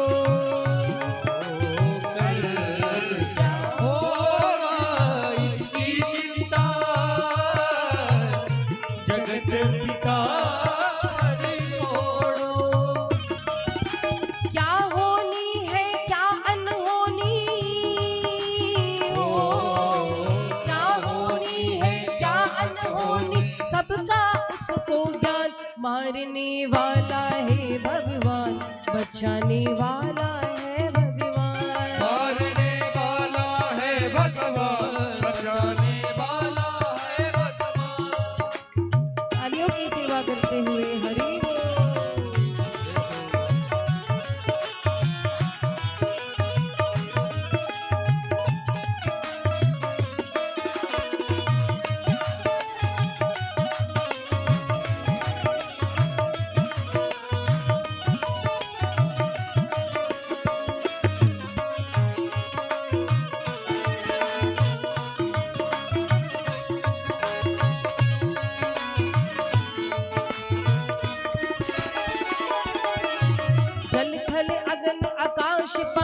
पर केवल उसकी सत्ता, केवल उसकी सत्ता, केवल उसकी सत्ता, हर इच्छा के बिना यहाँ पर हिल न सके एक पत्ता, हो हिल न सके एक पत्ता, हो हिल न सके एक पत्ता। उसी का सोचा यहाँ पे होता, उसी का सोचा यहाँ पे होता, उसकी शक्ति महान, मारने वाला है भगवान, बचाने वाला है भगवान, मारने वाला है भगवान, बचाने वाला है भगवान, मारने वाला है भगवान, बचाने वाला है भगवान, मारने वाला है भगवान, बचाने वाला है भगवान, बचाने वाला है ओ भगवान, बचाने वाला है भगवान, बचाने वाला है बचाने वाला है भगवान। मारने वाला है भगवान, बचाने वाला है भगवान। ये तो बड़ी अद्भुत बात हुई ना, भगवान मारते भी और बचाते भी। किसको मारते हैं? पापियों को मारते हैं, और मारते नहीं तारते हैं भगवान। भगवान तो पापियों पर भी कृपा करते हैं, मेरे अस्त्र से स्पर्श पाकर ये मेरे धाम को जाए, उन्हें और भी पवित्र बनाते हैं प्रभु। प्रहलाद जी से जब उनके पिताजी ने कहा कि तुझे भय नहीं लगता, प्रहलाद जी कहते हैं मुझे कोई भय नहीं है, इस संसार में एक ही मालिक है, वही सबकी श्वास ये चलाता है। पिताजी हिरण्यकश्यप ने बहुत प्रयास किए प्रहलाद जी को मारने के, भूखा रखा, कारागृह में डाल दिया। मूर्खता देखिए, अपने ही बेटे से विरोध। महाराज इतना अत्याचार किया, कहीं पर भी भगवान का सत्संग भजन नहीं होने देता, धार्मिक कार्य नहीं होने देता, सबको डरा करके रखता, यज्ञ नहीं होने देता। प्रहलाद जी को बहुत सताया, प्रहलाद जी को भय नहीं लगा, यहाँ तक कि अपनी बहन होलिका को बुलाया। प्रहलाद जी को चिता पर लेकर के होलिका बैठी। होलिका को यह गर्व था कि मुझे वरदान है, मैं नहीं जलूंगी, लेकिन जब अग्नि प्रज्वलित की गई तो होलिका धू धू करके जल गई और भगवान ने प्रहलाद जी की रक्षा की, क्योंकि होलिका को जो वरदान मिला था वो अपनी रक्षा के लिए मिला था, दूसरों को नुकसान पहुंचाने के लिए नहीं।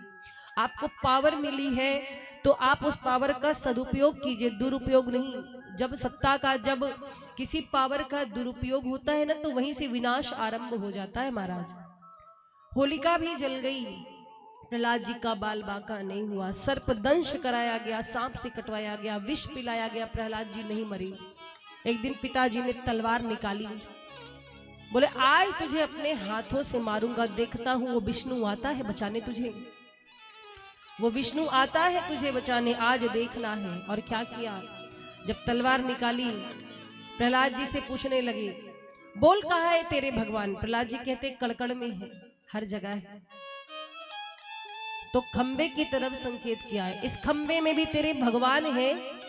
प्रहलाद जी कहते हैं पिताजी इस खंबे में भी मेरे भगवान।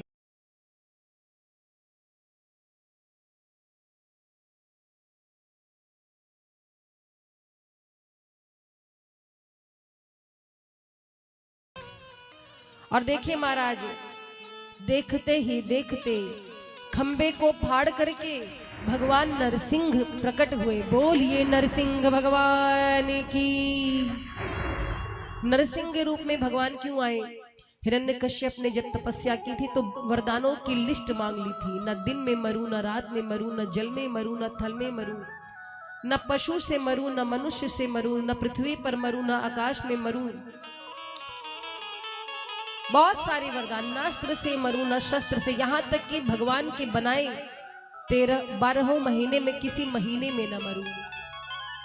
भगवान नरसिंह जब आए, हिरण्यकश्यप को पकड़ करके घसीटा। हिरण्यकश्यप कहता आप हमें नहीं मार सकते, मेरे पास वरदान है। भगवान नरसिंह बोले तुझे तेरे वरदान के अनुसार ही मारूंगा। देख, ना ये दिन है ना ये रात है, ये सायंकाल की बेला है।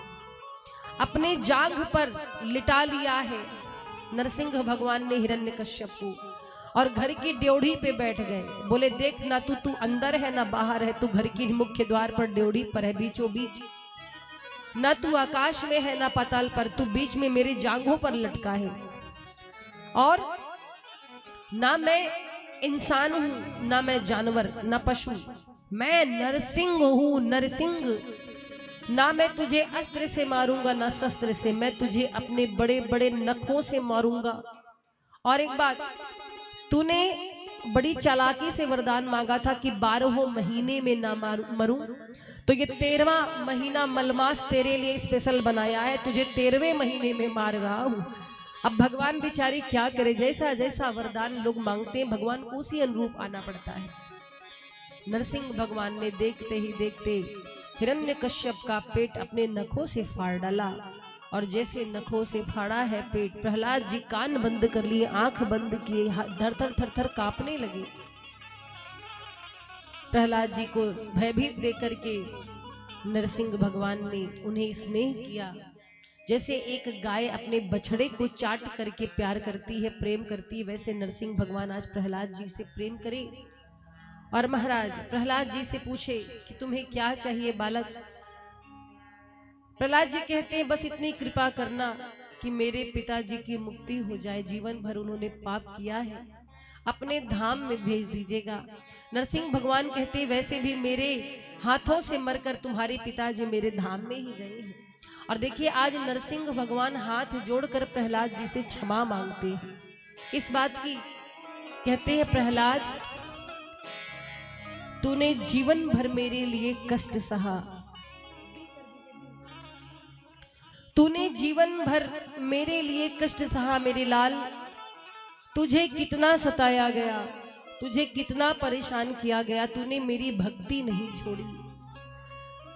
मैं ही क्षमा मांगता हूं क्योंकि मैंने आने में बहुत देर कर दी प्रहलाद। आज भगवान हाथ जोड़कर प्रहलाद जी से क्षमा मांग रहे हैं कि मुझे क्षमा कर दो, मैंने आने में बहुत विलंब कर दिया, तुम्हें बहुत यातनाएं सहने को मिली, बहुत कष्ट मिला। प्रहलाद जी कहते प्रभु आप क्या करते हैं। और महाराज जो सारे दुख सहकर के कष्ट सहकर के भी मार्ग से विचलित नहीं होते ना, भगवान उन पर कृपा जरूर करते हैं। देखिए भक्ति की डगर बड़ी कठिन है, भक्ति की डगर बड़ी कठिन है। आप कोई गलत कार्य कीजिए, 20 लोग आपको सपोर्ट करेंगे ताकि आप फंसिए, आपका बुरा हो, लेकिन आप कोई अच्छा कार्य कीजिए उसमें बाधाएं बहुत आती हैं। कोई भी बढ़िया काम कीजिए तो उसमें अड़चन बहुत आएगी, कमी भी बहुत लोग निकालेंगे, लेकिन संयम रखना है, विचलित नहीं होना है। कौन क्या कह रहा है कहने दीजिए। सब तानों को सुन करके, निंदा को सुन करके जो अपने कर्तव्य पथ पर अग्रसर होते हैं भगवान उन्हीं पर कृपा करते हैं। प्रहलाद जी कहते हैं प्रभु हमने तो बस आपके भरोसे जीवन जिया, और सच बोलूं आपके भरोसे मैं था, मुझे कभी कोई कष्ट ही नहीं हुआ। मुझे विष पिलाया गया पर विष का असर भी नहीं हुआ। क्यों?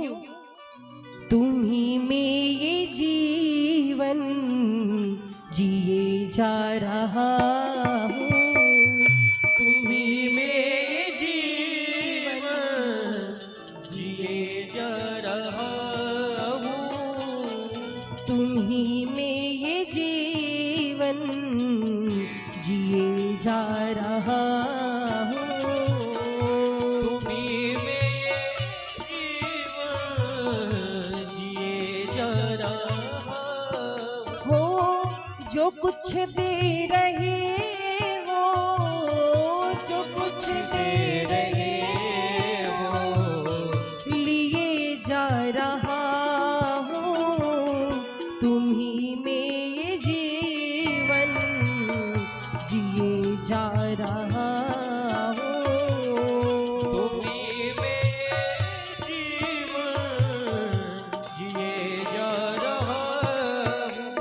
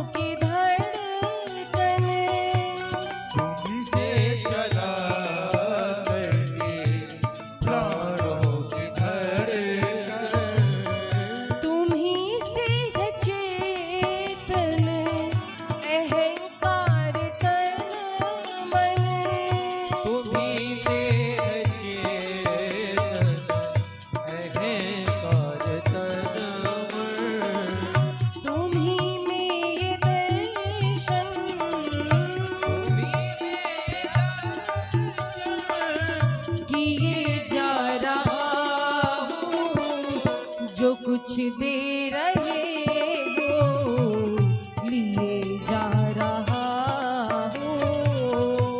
कुछ दे रहे हो लिए जा रहा हूँ। हरि बोल।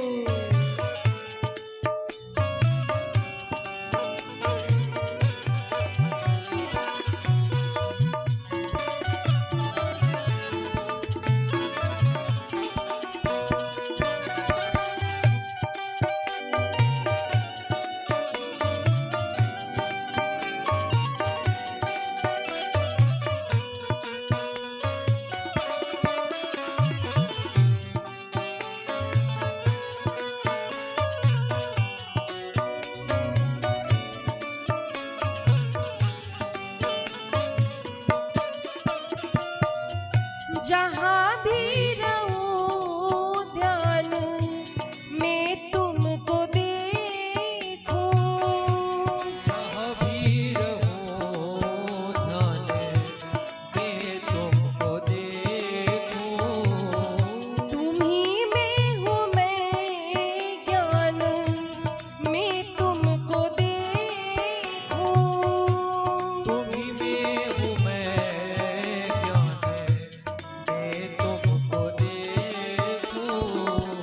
पथिक में ये अर्जी, पथिक में ये अर्जी दिए जा रहा हूँ। जो कुछ दे रहे हो लिए जा रहा हूँ।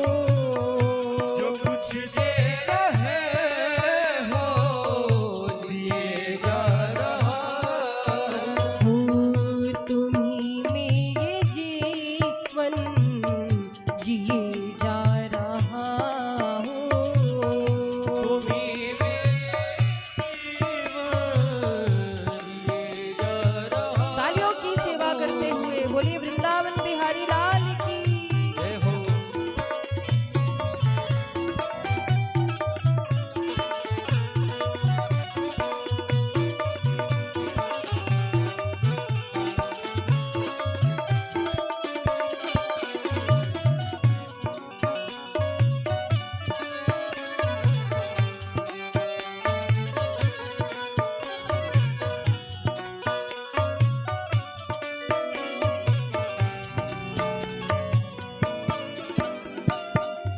असत के सदा आश रहे हो तुम ही सत।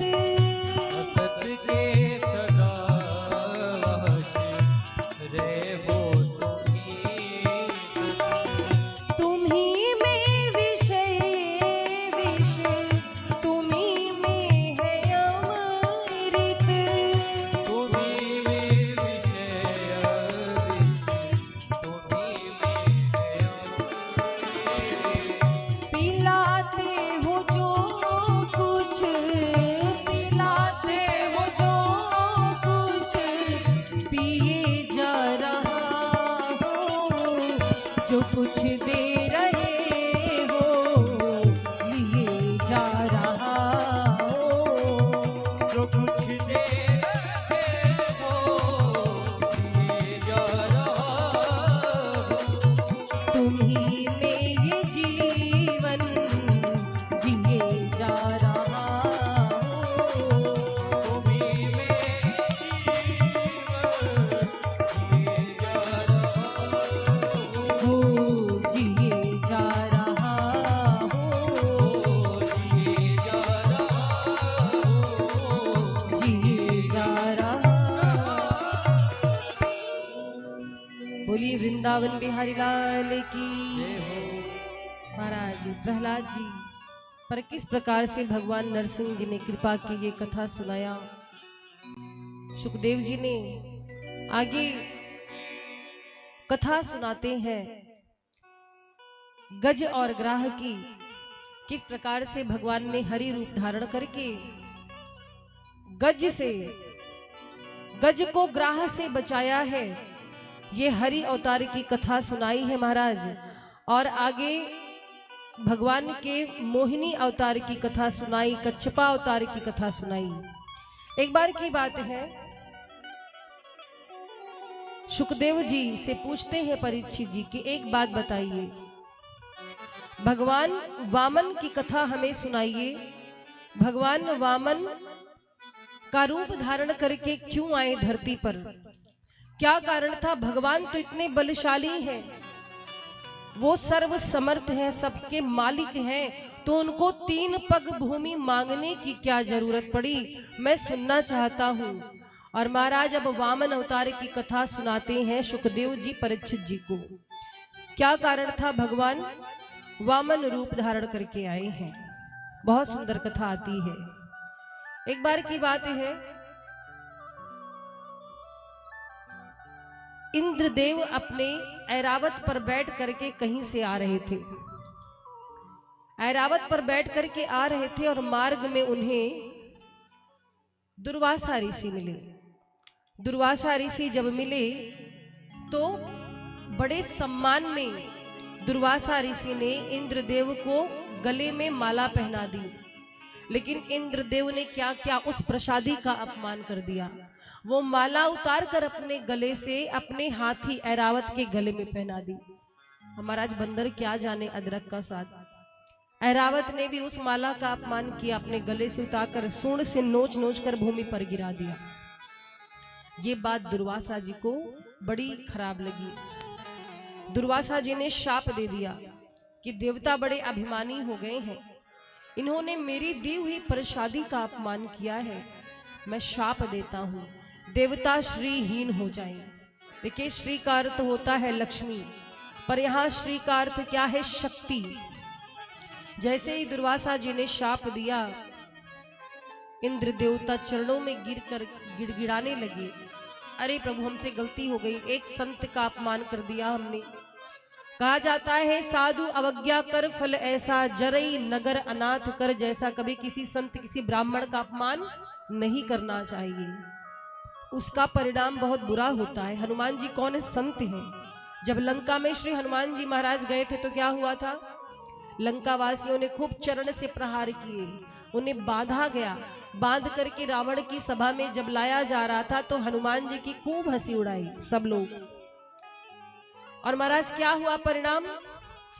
पूरी लंका नगरी धू धू करके जल गई। एक संत का, एक साधु का अपमान करने का ये परिणाम होता है। इसलिए ऐसा प्रयास करें कि आपके मन कर्म वचन से किसी संत किसी भगवत भक्त का अपमान ना हो।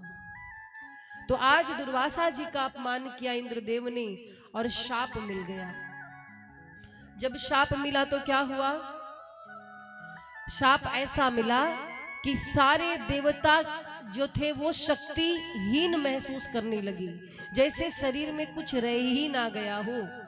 और महाराज ये बात पता चल गई दैत्यों को कि देवताओं को शाप मिल गया। अब क्या था? सारे जो दैत्य थे उन्होंने आक्रमण कर दिया देवताओं पर, स्वर्ग पर।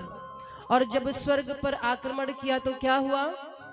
देवों को मार पीट करके स्वर्ग से भगा दिया, क्योंकि देवताओं में साहस तो रह नहीं गया। दुर्वासा जी ने शाप दिया है, शक्ति तो चली गई थी। अच्छा, एक बात है, जो शत्रु होते हैं ना, वो फायदा मौके का जरूर उठाते हैं। अपनी कमी, अपनी जो पर्सनल चीजें हैं वो कभी किसी को नहीं बतानी चाहिए। अपनी जो मजबूरी होती, वीक पॉइंट जिसे कहते हैं, वो कभी किसी को नहीं बताना चाहिए।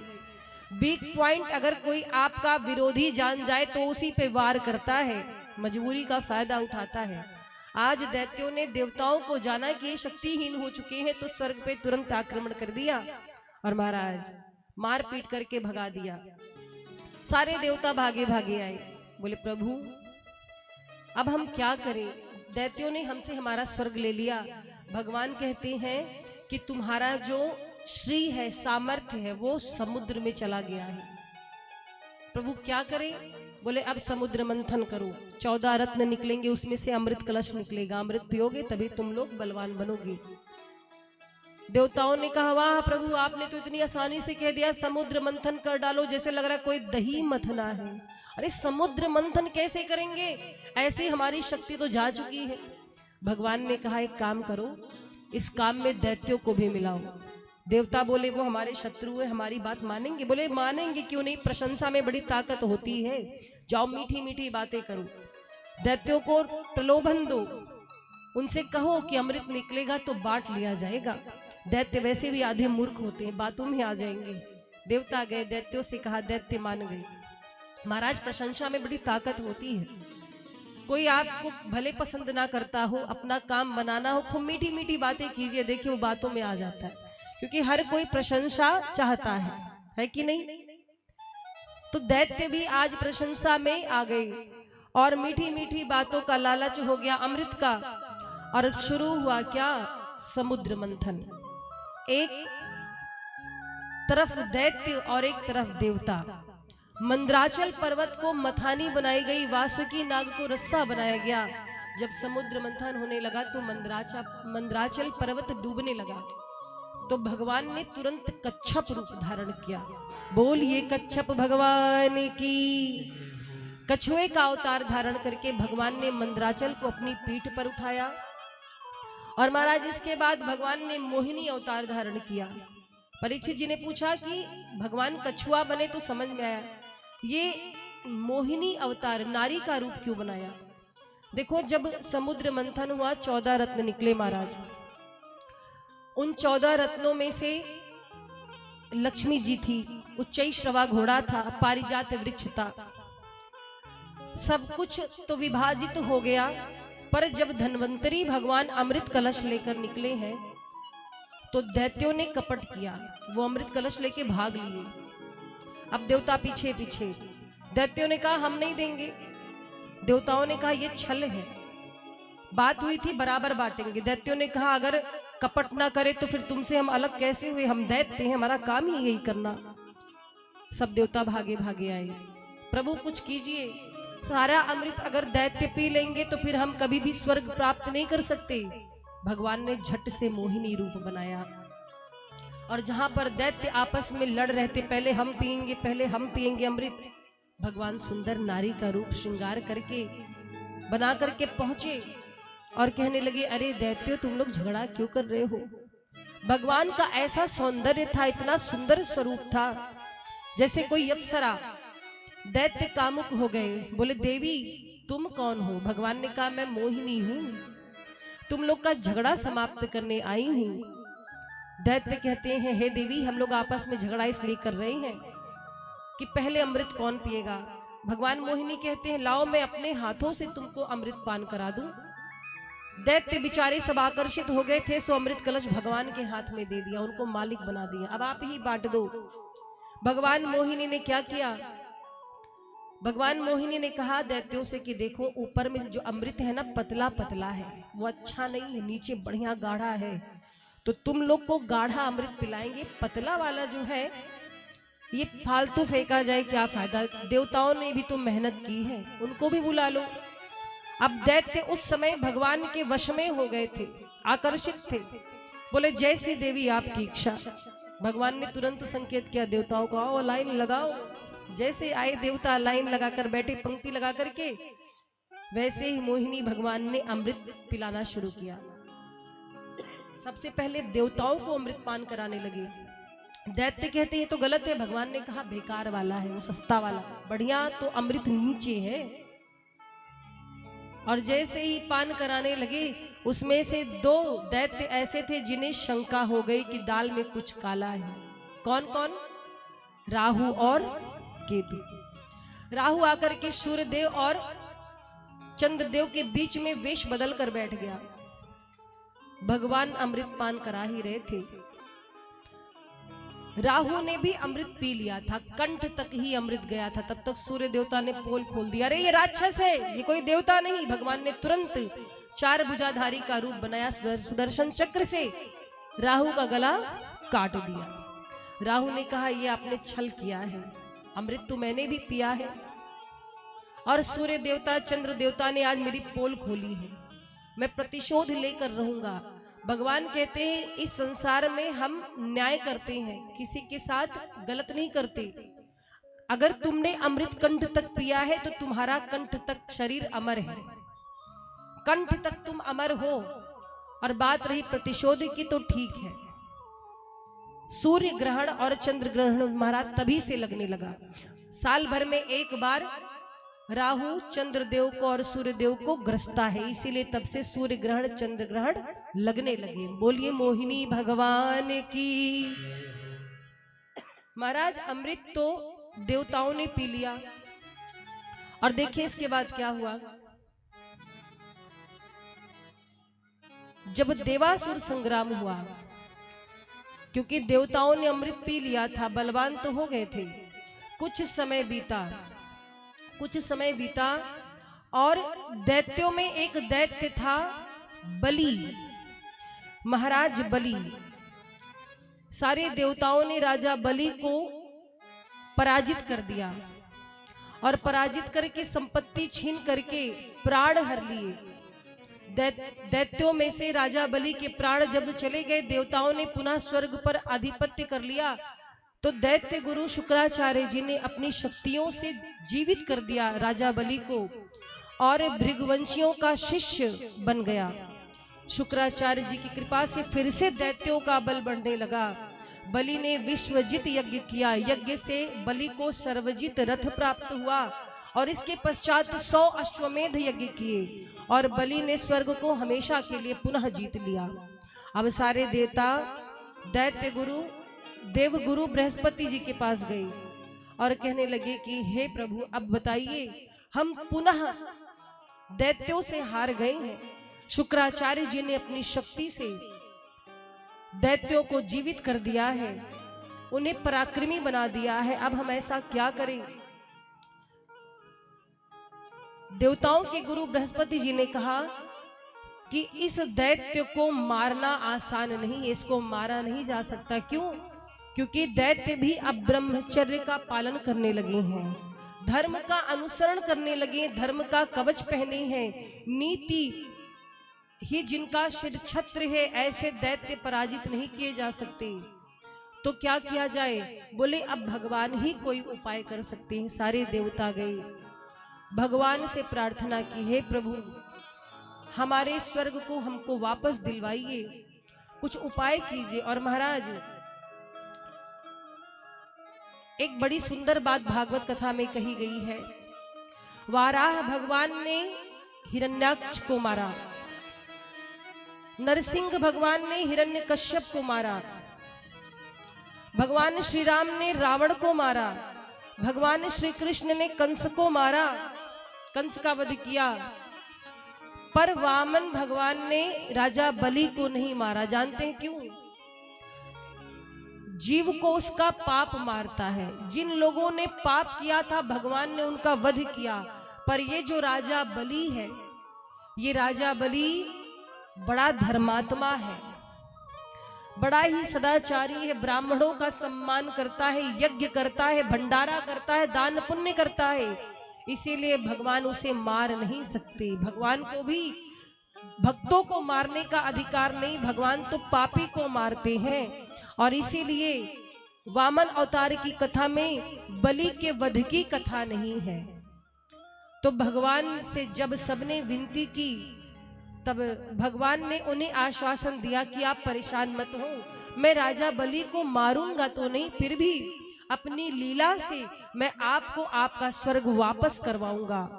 उधर महाराज देवों की माता अदिति बड़ी दुखी थी, क्योंकि उन्हें कोई संतान नहीं थी।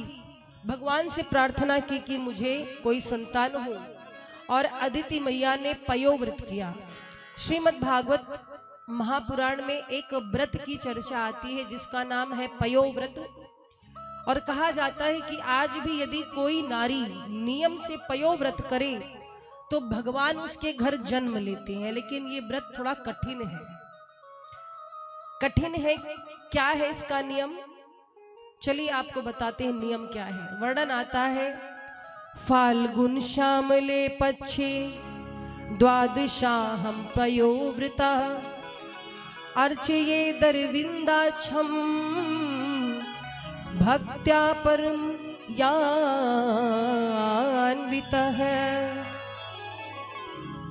अदिति मैया ने जब अपने पति कश्यप जी से कहा कि मुझे पुत्र के रूप में भगवान चाहिए, यानी भगवान ही मेरे बेटे बनकर के आए। बहुत तपस्या की तो कश्यप जी ने विधि बताई। क्या विधि बताई गई है? फागुन मास में, फागुन मास के शुक्ल पक्ष में 12 दिनों तक केवल दूध पी करके ये व्रत करना होता है। किसी और चीज का सेवन नहीं करना है। यदि चाहती हैं कि भगवान ही हमारे घर अवतार ले बालक बन करके आए तो पयो व्रत करना चाहिए। फागुन मास में शुक्ल पक्ष में 12 दिनों तक केवल दूध पी करके रहना है और परम भक्ति भाव से भगवान कमल नयन का ध्यान करना है। अमावस्या के दिन यदि मिल सके तो सुअर जानते हैं, सुअर के नखों से खोदी हुई मिट्टी जो होती है, जिस मिट्टी को सुअर ने खोदा हो, सुअर के नखों से खोदी हुई मिट्टी को ला करके उससे अपने शरीर में मल करके स्नान करें नदी में।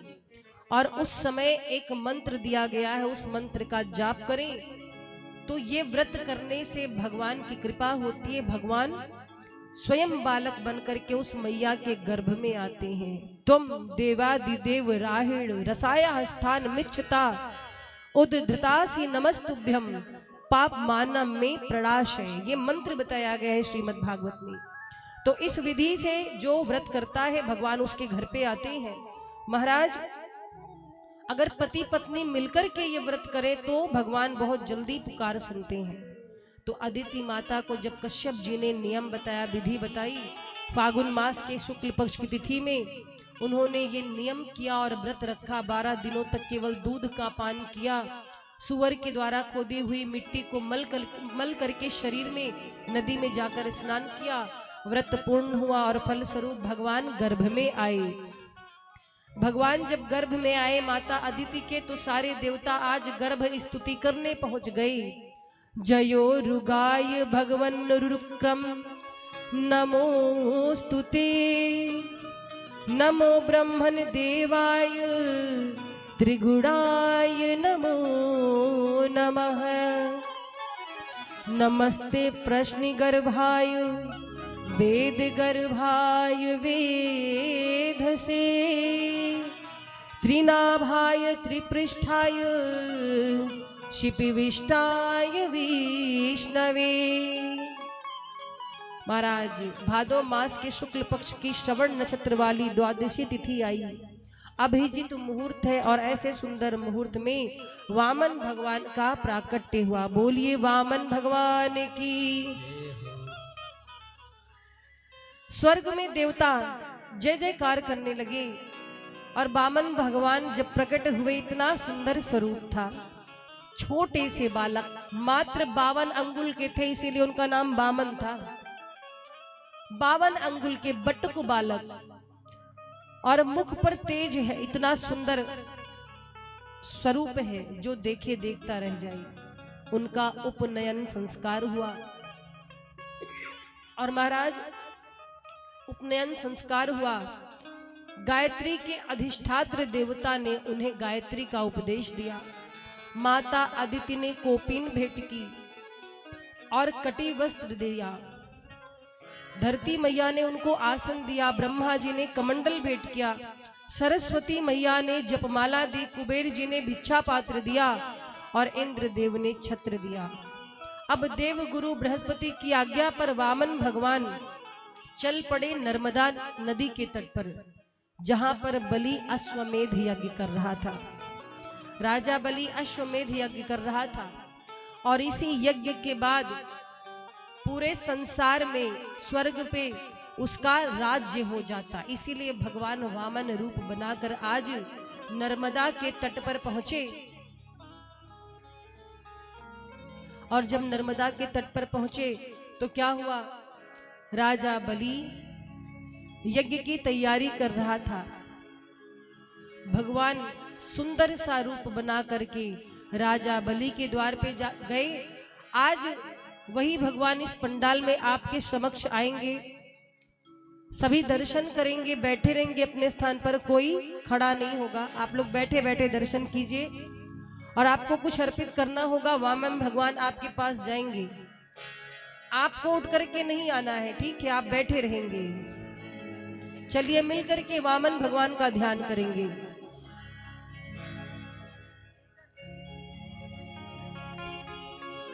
रूप वामन को बनायो बिहारी जी ने, वामन को बनायो बिहारी जी।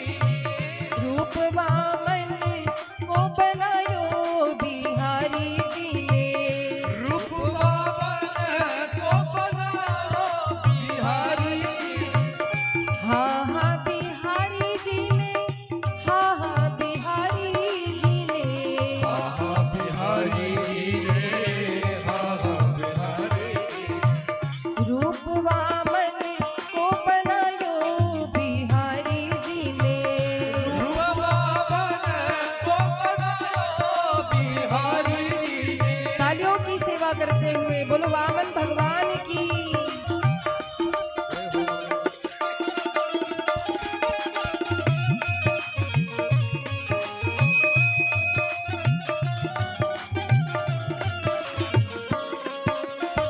वामन भगवान आपके बीच में जाएंगे, थोड़ी थोड़ी जगह बना दीजिएगा और भिक्षा पात्र में यथाशक्ति जो कुछ भी आपको हो अर्पित करेंगे।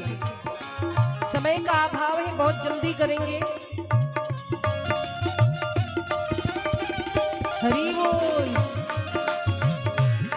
जय हो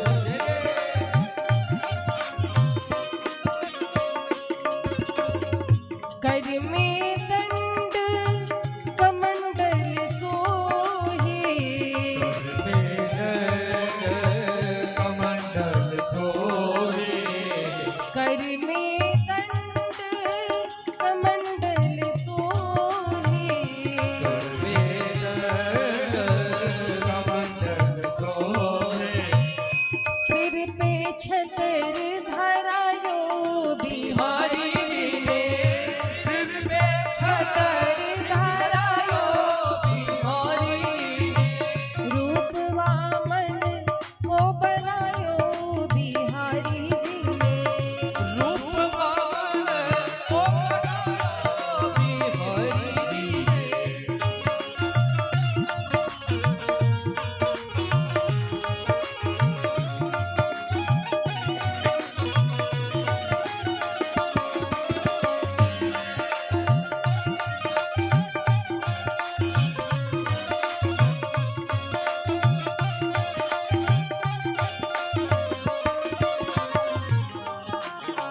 आप लोग बहुत समय ना लगाइए, जल्दी कीजिए क्योंकि अभी और भी कार्यक्रम होना है, ठीक है? माधुरी मूरत सांवरी सूरत, माधुरी मूरत सावर सूरत। माधुरी मूरत सांवरी सूरत, माधुरी मूरत सावर सूरत। छवि मुनिन मन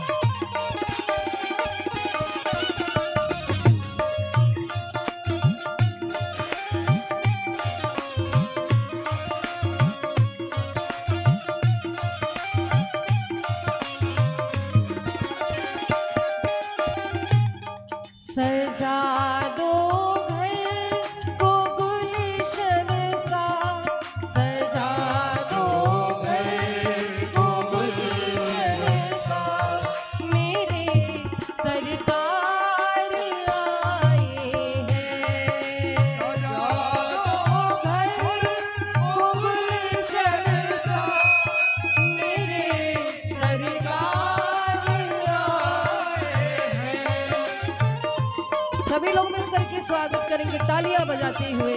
हरि बोल।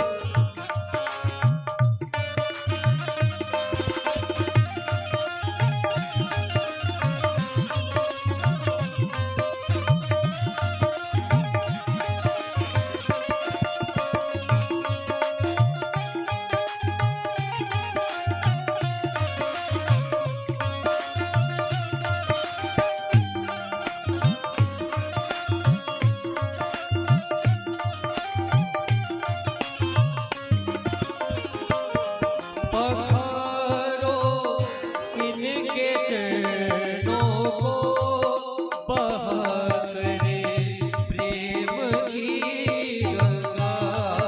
पखारो इनके चरणों को बहरे प्रेम की गंगा। बहरे प्रेम की गंगा लो अपनी पलकों को बिछा दो, अपनी पलकों को मेरे सरकार आए हैं।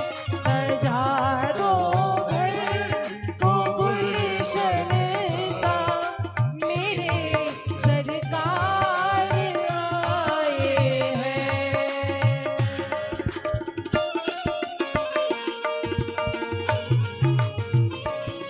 हरि बोल। तालियों की सेवा करते हुए बोलो वामन भगवान की।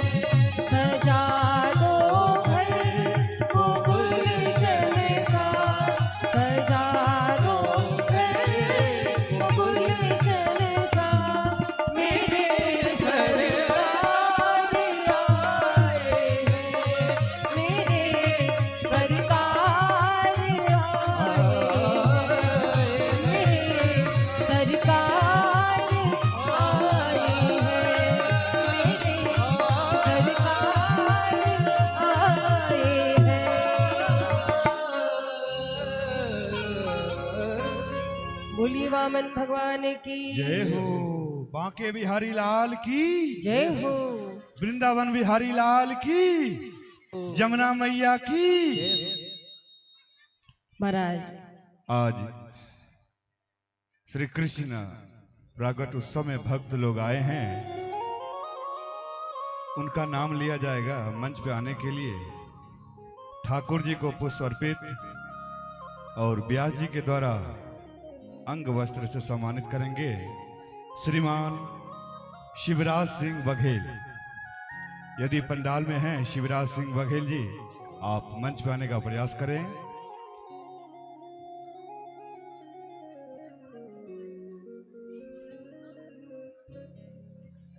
सजन सिंह बघेल यदि हैं पंडाल में हैं तो आप भी मंच पर आने का प्रयास करें। सुंदरलाल गुप्ता जी, श्रीमान सुंदरलाल गुप्ता जी, आप भी मंच पर आने का प्रयास करें। श्रीमान दीपचंद्र गुप्ता जी, पौड़ी से हैं दीपचंद्र गुप्ता जी, आप भी मंच पर आने का प्रयास करें। ठाकुर जी को पुष्प अर्पित करके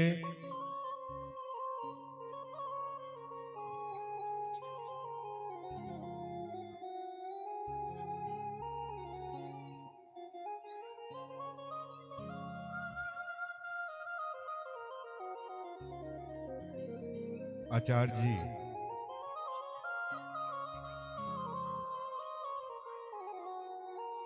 ठाकुर जी को पुष्प अर्पित करके आचार्य जी आप सामने आए।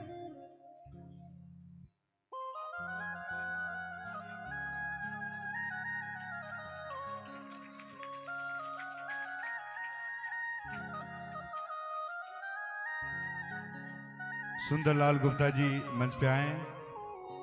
दीपचंद्र गुप्ता जी पौड़ी से हैं। दुली चंद्र गुप्ता, श्रीमान दुली चंद्र गुप्ता जी पौड़ी से हैं, आप भी मंच पे आने का प्रयास करें। वैदेही तिवारी जी, श्रीमान वैदेही तिवारी जी, आप भी मंच पे आने का प्रयास करें। श्रीमान वैदेही तिवारी जी। सोनू सिंह बघेल, श्रीमान सोनू सिंह बघेल जी, आप भी मंच पर आने का प्रयास करें।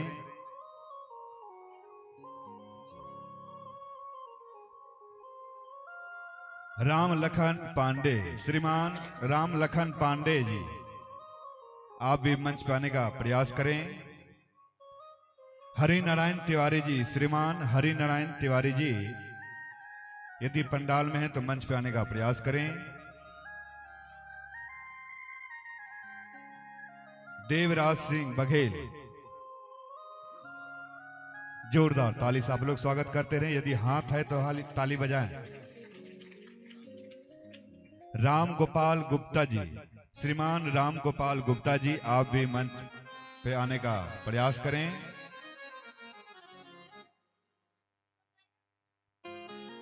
जोरदार ताली से आप लोग स्वागत करते रहें, स्वागत में कमी ना हो।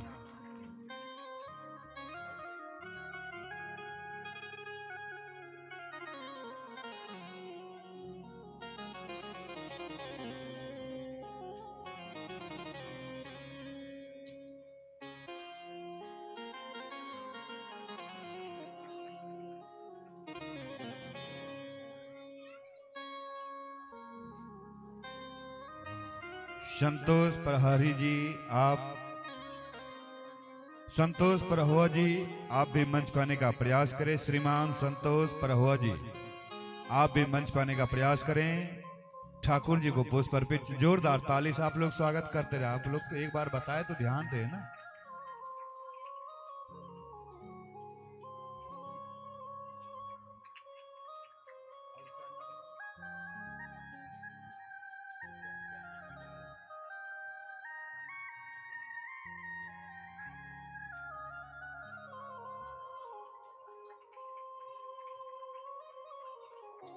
मुकेश गुप्ता जी, मुकेश गुप्ता जी, आप भी मंच पे आने का प्रयास करें।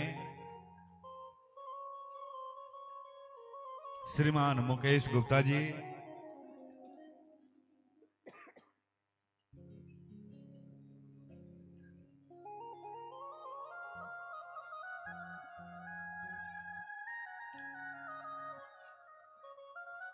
आप सभी भक्त का गुप्ता परिवार की ओर से हार्दिक अभिनंदन, स्वागत है। जोरदार एक बार गुप्ता परिवार के लिए जोरदार स्वागत करेंगे तालियों से।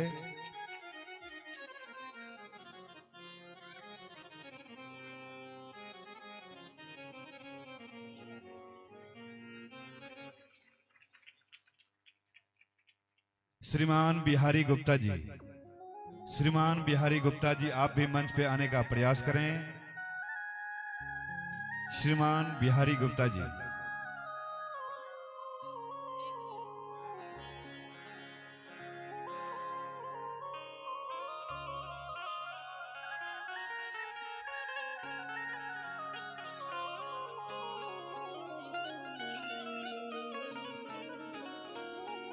चले पुनः कथा की ओर। बाल कृष्ण का प्रागट उत्सव में आप सभी का हार्दिक अभिनंदन।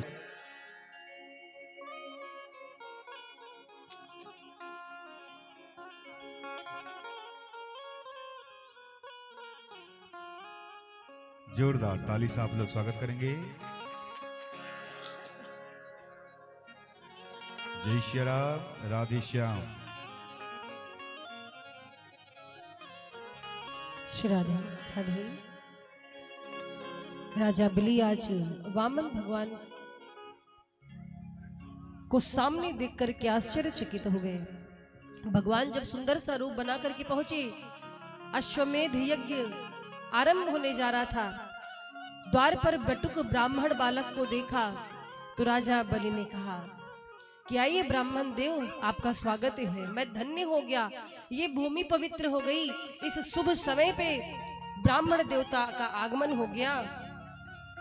अब आप बताइए कि आपको क्या चाहिए? आप मेरे द्वार पर किस कामना से आए हैं? आपको जो चाहिए हो मांग लीजिए।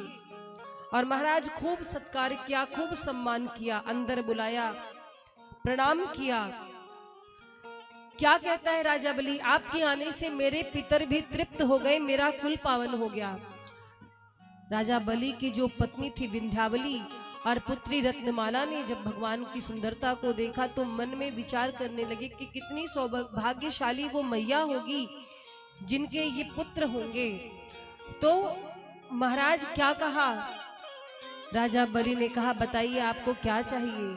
आप जिस इच्छा से यहाँ पर आए हैं निसंकोच कहिए। आपको गऊ चाहिए, स्वर्ण चाहिए, धन संपत्ति चाहिए, क्या चाहिए? वामन भगवान मुस्कुरा करके बोले महाराज मैं बड़ा संतोषी ब्राह्मण हूं और ब्राह्मणों को दान उतना ही लेना चाहिए जितना उचित हो। मैं तो आपसे केवल 3 पग भूमि मांगने आया हूं यज्ञशाला के लिए, वो भी अपने पैरों से नाप कर। राजा बलि जोर जोर से हंसने लगे, बोले वाह आपको मांगना भी नहीं आता है। राजा बलि के द्वार पे आकर के बस 3 पग भूमि मांग रहे हैं, वो भी अपने पैरों से। आपके पैर है ही कितने बड़े। अरे मांगना हो तो ऐसा मांगिए कि दोबारा फिर किसी से मांगने की जरूरत न पड़े। मैं इतना दे दूंगा, जो कामना हो कहिए। मैं त्रिलोकी का सम्राट हूँ, 9 खंड आपके चरणों में समर्पित कर सकता हूँ। इतना मांग लो ब्राह्मण देव कि दोबारा किसी के आगे हाथ ना फैलाना पड़े, मांगने की आवश्यकता ना पड़े। अरे हमारे सामर्थ्य के अनुसार मांगो। ये देखो आप किसके द्वार पे आए हो। ये सब सुन करके भगवान हंसने लगे। वामन भगवान कहते हैं हे दैत्येंद्र, कामनाएं किसकी पूर्ण हुई है संसार में? मनुष्य जितना पाता जाता है उसकी तृष्णा उतनी ही बढ़ती जाती है। जितना मिलता जाता है उतना ही और मन में तृष्णा बढ़ती जाए, और आ जाए और आ जाए। आपके पास धरती है फिर भी तो आप यज्ञ कर रहे हैं और अधिक पाने के लिए। तृष्णा तो आपकी भी समाप्त नहीं हुई है राजन। लालसा और लोभ को जितना बढ़ाओ उतना ही बढ़ता है। तो महाराज इस प्रकार से जब कहने लगे वामन भगवान, राजा बलि ने कहा ठीक है ब्राह्मण देव कोई बात नहीं, आप तो बड़े ज्ञानी हैं। आपको 3 पग भूमि चाहिए ना, चलो दिया।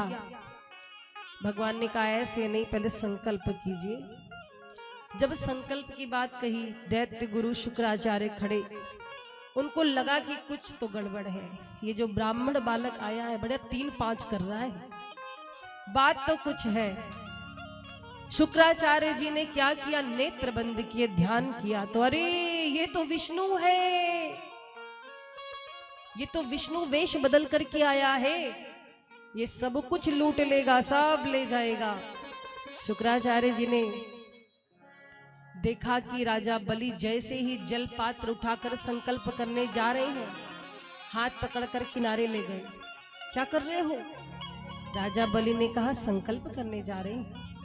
ऐसी गलती मत करना, कोई संकल्प मत करना, भिखारी बन जाओगे। ये कोई 52-53 नहीं, ये विष्णु है। विष्णु तुम्हें छलने आया है।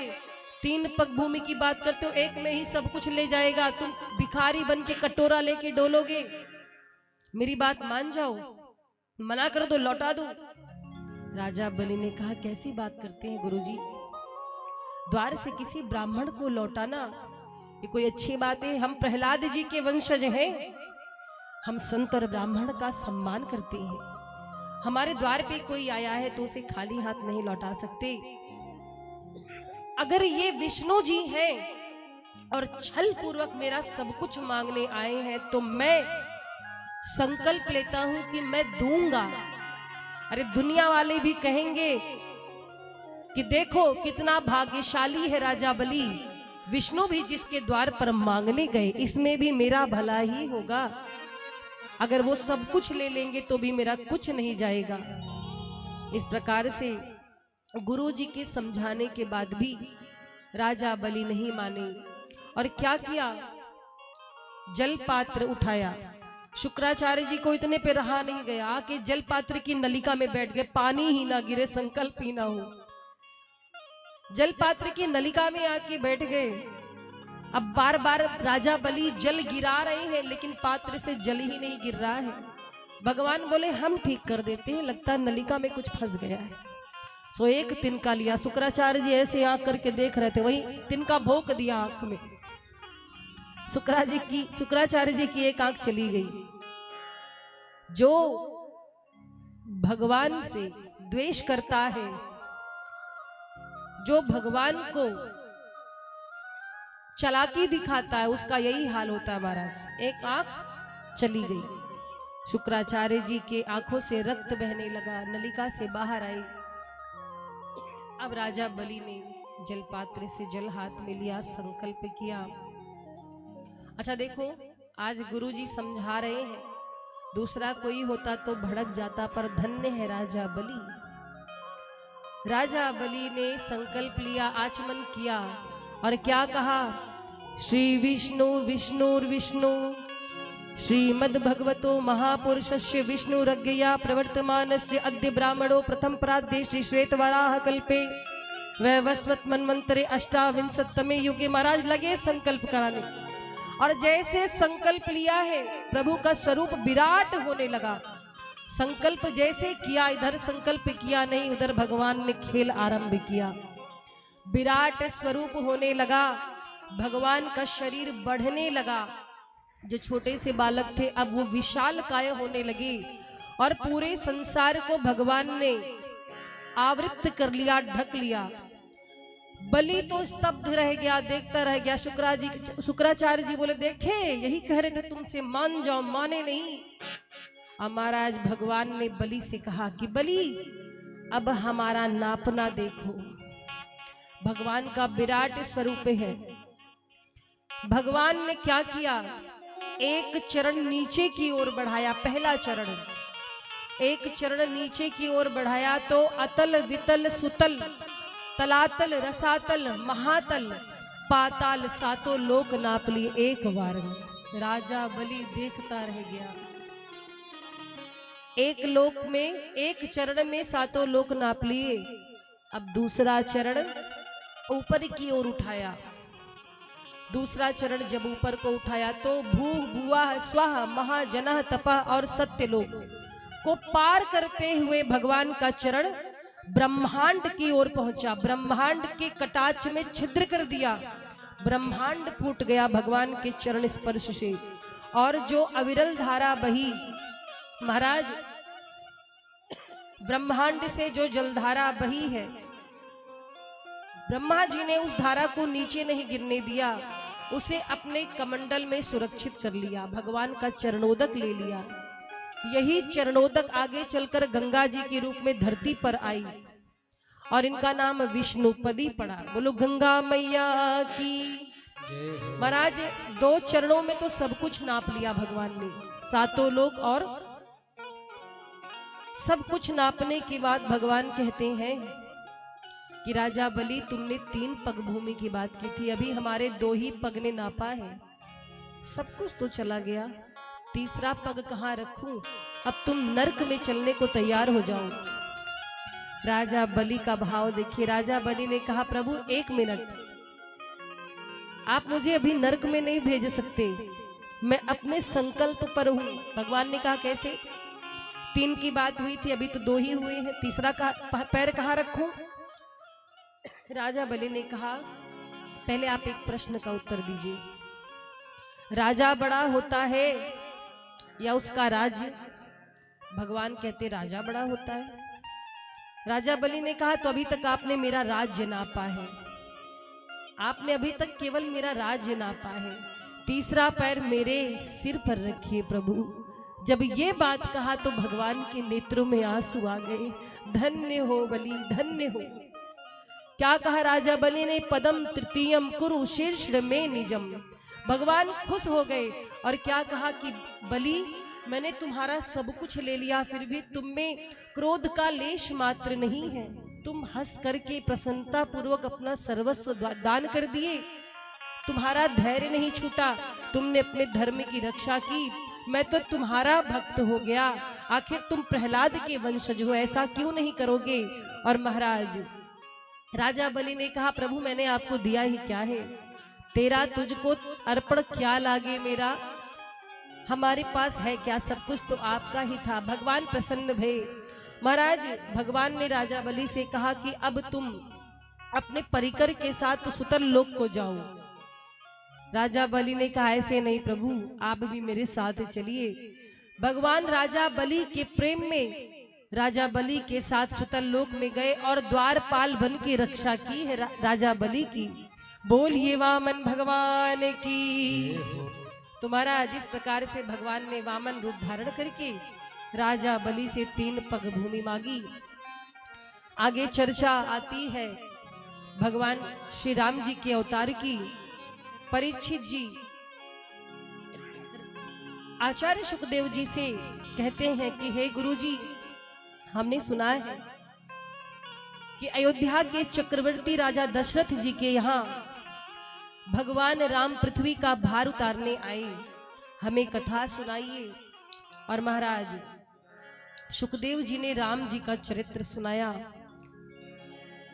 श्रीमद् भागवत महापुराण में भगवान के अन्य जो चरित्र हैं वो संक्षिप्त में है और भगवान कृष्ण की कथा विस्तार से कही गई है।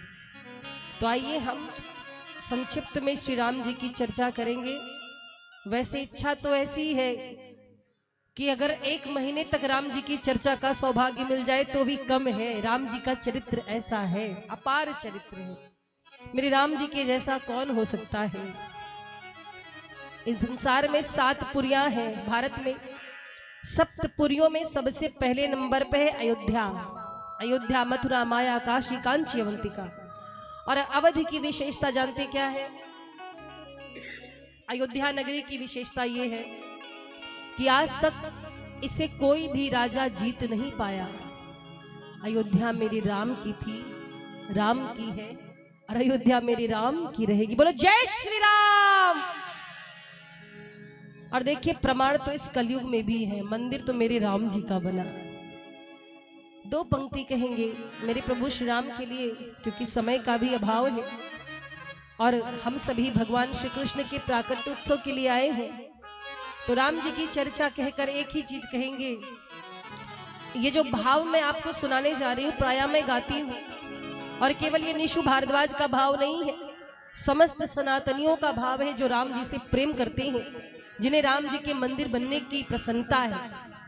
हृदय की धड़कनों में देश का सम्मान ही होगा, हृदय की धड़कनों में देश का सम्मान ही होगा। सदा मस्तक पटल पर ये अटल अभिमान ही होगा। हमारी श्वास की स्याही की अंतिम बूंद से भक्तों, हमारी श्वास की स्याही की अंतिम बूंद से भक्तों, लिखा जो शब्द जाएगा वो जय श्री राम ही होगा। लिखा जो शब्द जाएगा वो जय श्री राम ही होगा। बोलो जय श्री राम, जय जय श्री राम, जय जय श्री राम। आइए अवध का भाव, दो पंक्तियां। मुझे मिले मुझे मिले मुझे मिले जन्म जब मिले, मुझे मिले मुझे मिले मुझे मिले जन्म जब मिले, मुझे मिले मुझे मिले मुझे मिले जन्म जब मिले, मुझे मिले मुझे मिले मुझे मिले जन्म जब मिले, मुझे मिले जन्म जब मिले अयोध्या नगरी में, मुझे मिले जन्म जब मिले अयोध्या नगरी में, मेरे तन से निकले प्राण अयोध्या नगरी में, मेरे तन से निकले प्राण अयोध्या नगरी में, मुझे मिले जन्म जब मिले अयोध्या नगरी में, मुझे मिले जन्म जब मिले अयोध्या नगरी में, मेरे तन से निकले प्राण अयोध्या नगरी में, अयोध्या नगरी में। बोलो सभी मिल करके, श्री राम जय राम मेरे राम जय जय राम, श्री राम जय राम मेरे राम जय जय बोलो श्री राम जय राम मेरे राम जय जय राम, श्री राम जय राम मेरे राम जय जय राम। बोलो अयोध्या धाम की जय हो।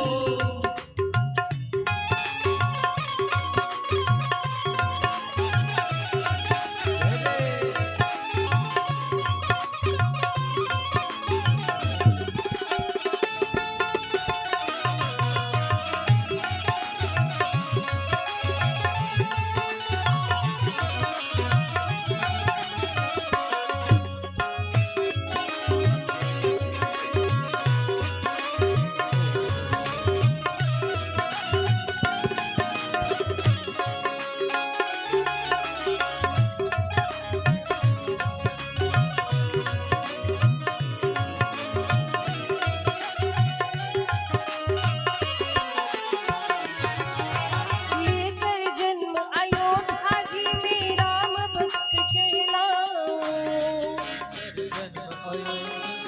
मेरा भक्त कहलाओ, सुबह शाम दिन आठों याम में राम नाम गुन गाओ, मैं राम नाम गुन गाओ, मैं राम नाम गुन गाओ, मेरा नाम गुन गाओ, मेरे मन को मिले विश्राम अयोध्या नगरी में, मेरे मन को मिले विश्राम अयोध्या नगरी में, मेरे तन से निकले प्राण अयोध्या नगरी में, मेरे तन से निकले प्राण अयोध्या नगरी में।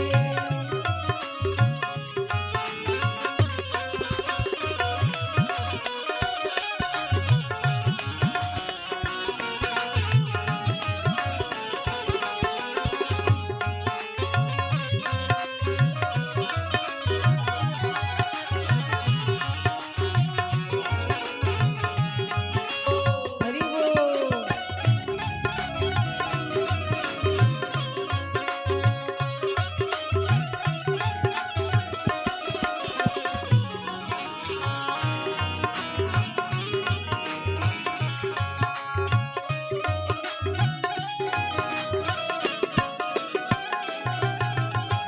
और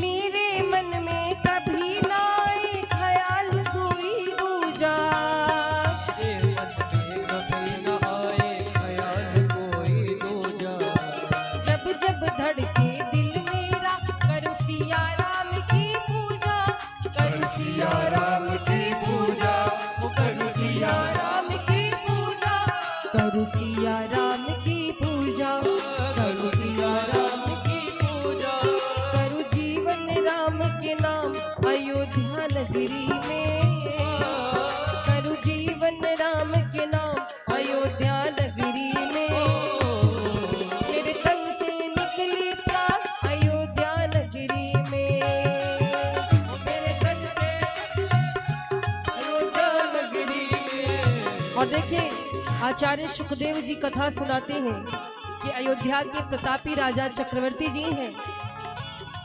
भगवान का दिया सब कुछ है पर एक बालक नहीं है घर में।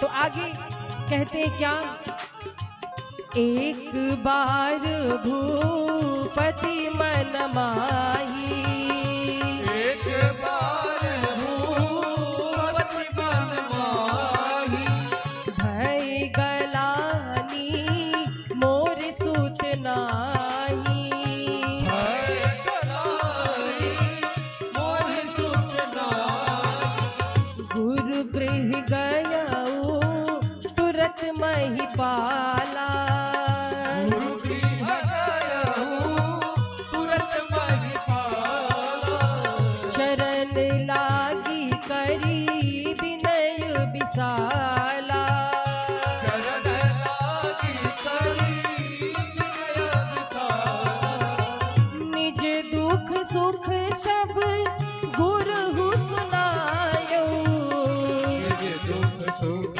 सब गुरु ही सुनायो, कही वशिष्ठ बहु विधि समझायो,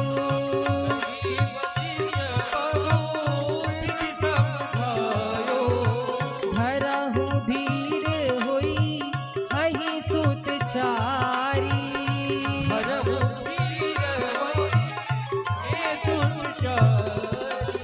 त्रिभुवन विदित भगत भयहारी,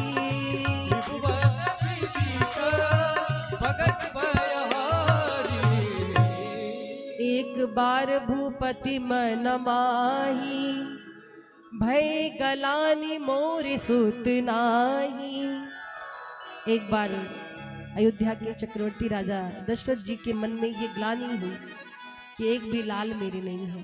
ग्लानि किस बात की थी कि मैं मर जाऊंगा तो मुझे पानी कौन देगा ना। देखिए अयोध्या की प्रजा को चक्रवर्ती जी अपने बच्चों की तरह स्नेह करते थे। उन्हें इस बात की चिंता थी कि अभी मैं जीवित हूँ, प्रजा से प्रेम करता हूँ, प्रजा का दुख सुख सुनता हूँ। जब मैं नहीं रहूंगा तो मेरी इस प्रजा की देख रेख कौन करेगा, इनका क्या होगा।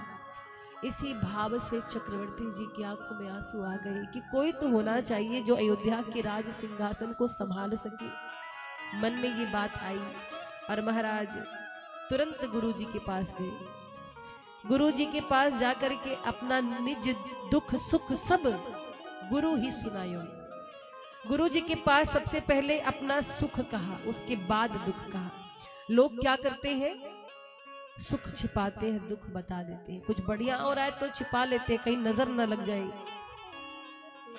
लाखों करोड़ों का टर्न ओवर हो रहा है तो वो नहीं बताएंगे, रोना रोने लगते हैं, अरे क्या बताए, बड़ी तंगी चल रही है जीवन में।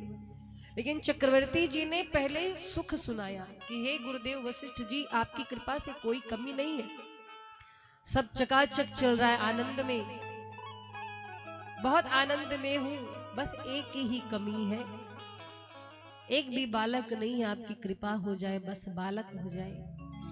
गुरु जी कहते हैं धरहु धीर होई हहि सुतचारी।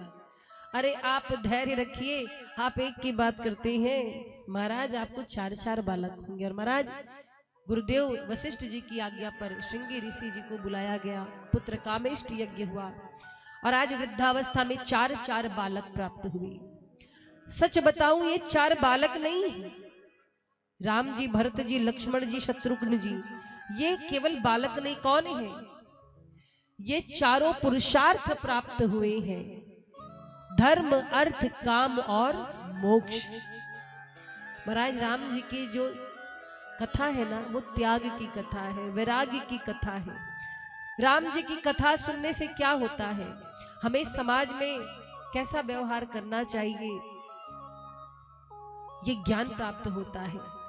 देश के प्रति, संसार के प्रति, समाज के प्रति, परिवार के प्रति हमारी क्या जिम्मेदारियां हैं, हमें उसे कैसे निभाना चाहिए, राम जी का चरित्र हमें बताता है।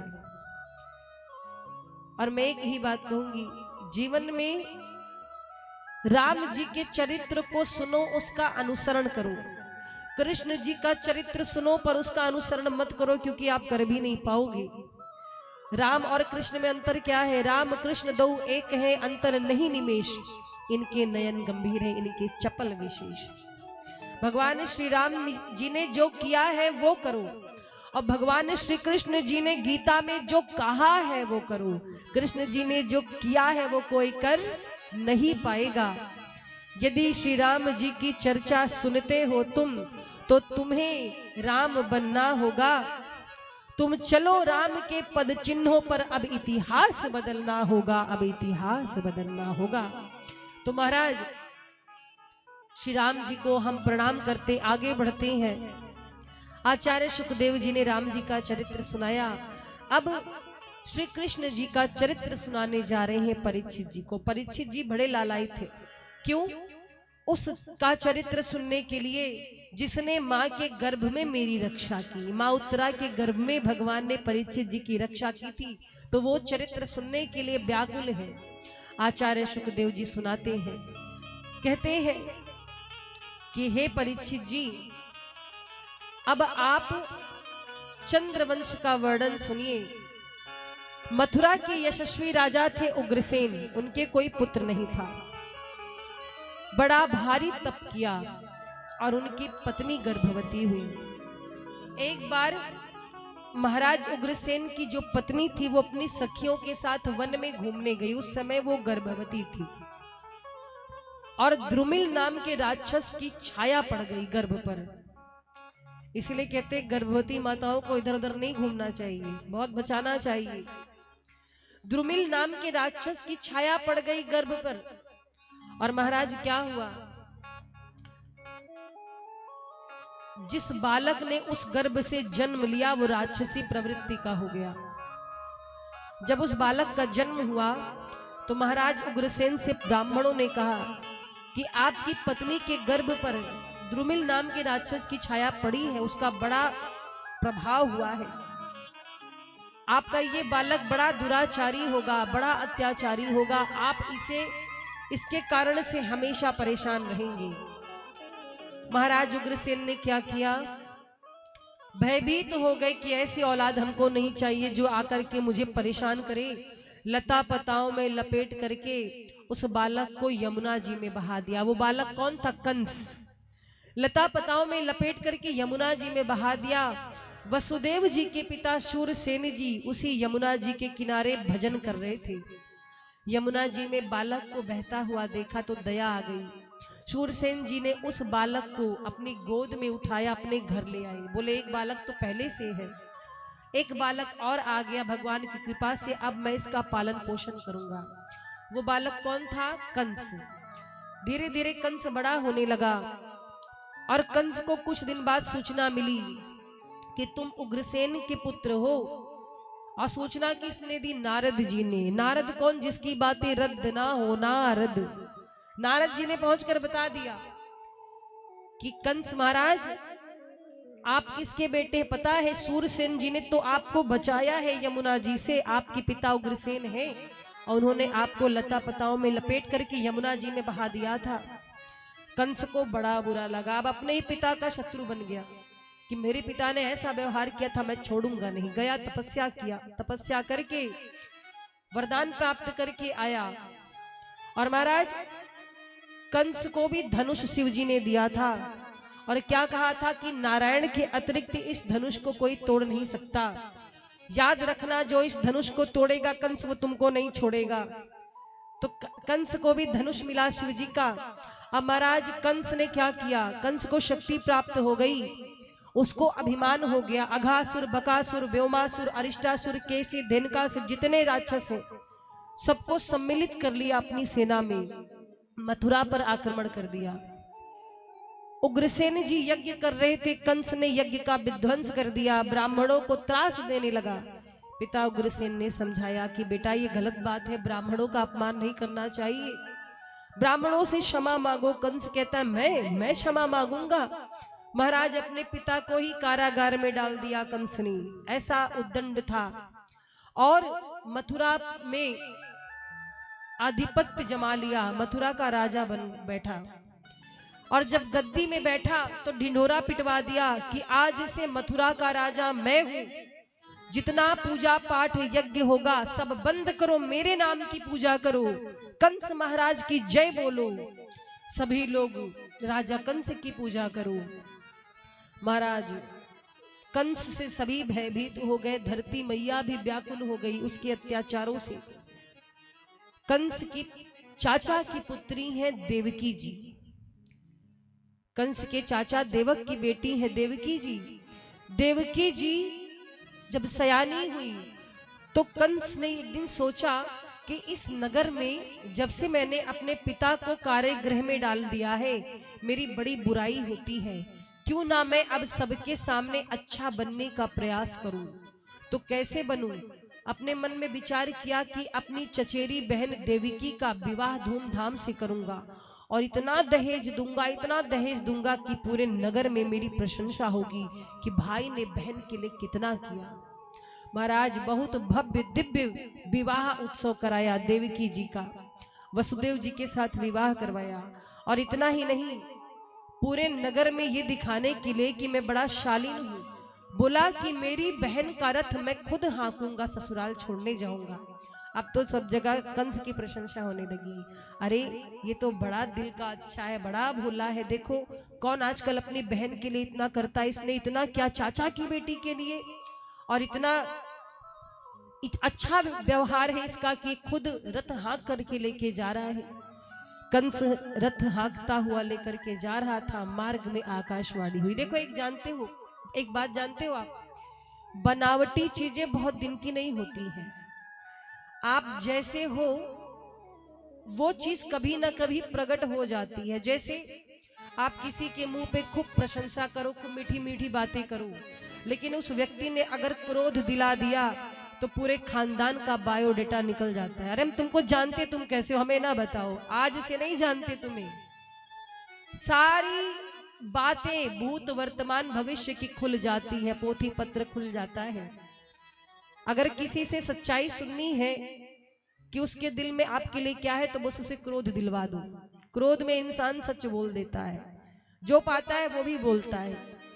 तो इसीलिए कंस का ये बनावटी वेश देवताओं को अच्छा नहीं लग रहा था, इसीलिए आकाशवाणी हुई कि दुनिया वाले कंस का असली रूप देखें। आकाशवाणी क्या हुई कि अरे ओ मूर्ख कंस, जिसको तू रथ में बैठा करके लेके जा रहा है उसकी 8वीं संतान तेरा काल है। पाथि प्रग्रहिणम कस्माभ्यास्य शरीर वाक अस्यास्त्वामष्टमो गर्भो हंताम या वह से बुधु। क्या कहा कि इसका 8वां गर्भ तुम्हारा काल है, पथि प्रग्रहिणम कस्मा। और जब इस प्रकार से कहा महाराज तो कंस भयभीत हो गया। अभी थोड़ी देर पहले बहन के लिए इतना प्यार झलक रहा था, वो प्यार समाप्त हो गया, अब तो तलवार निकाल लिया, चल उतर नीचे। देवकी जी बोली ये क्या भैया? बोले भैया नहीं, तुम्हारा जो 8वां गर्भ होगा मेरा काल है, न रहेगा बांस न बजेगी बांसुरी, तुम्हें समाप्त कर दूंगा महाराज। जैसे तलवार उठाई वसुदेव जी ने पति धर्म का पालन किया। महाराज कंस आप क्यों मारते हो? नारी पर हाथ नहीं उठाना चाहिए, गलत बात है। भैया मेरे लाल को मत मारो, मेरे दिल के टुकड़े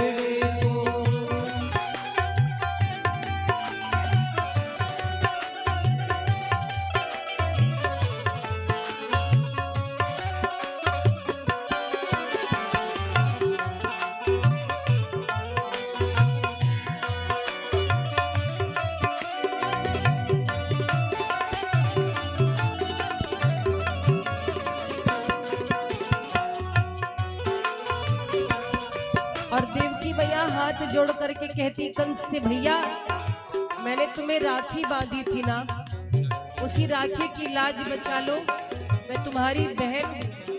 अरे इस बालक की मैं तो माँ हूँ, ये जब बड़ा होगा तो मुझको एक बार माँ कहेगा, पर तुमको तो 2-2 बार मामा कहेगा।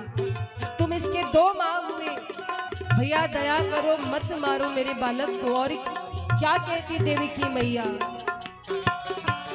राखी की लाज भैया तुमने न राखी, राखी तो हो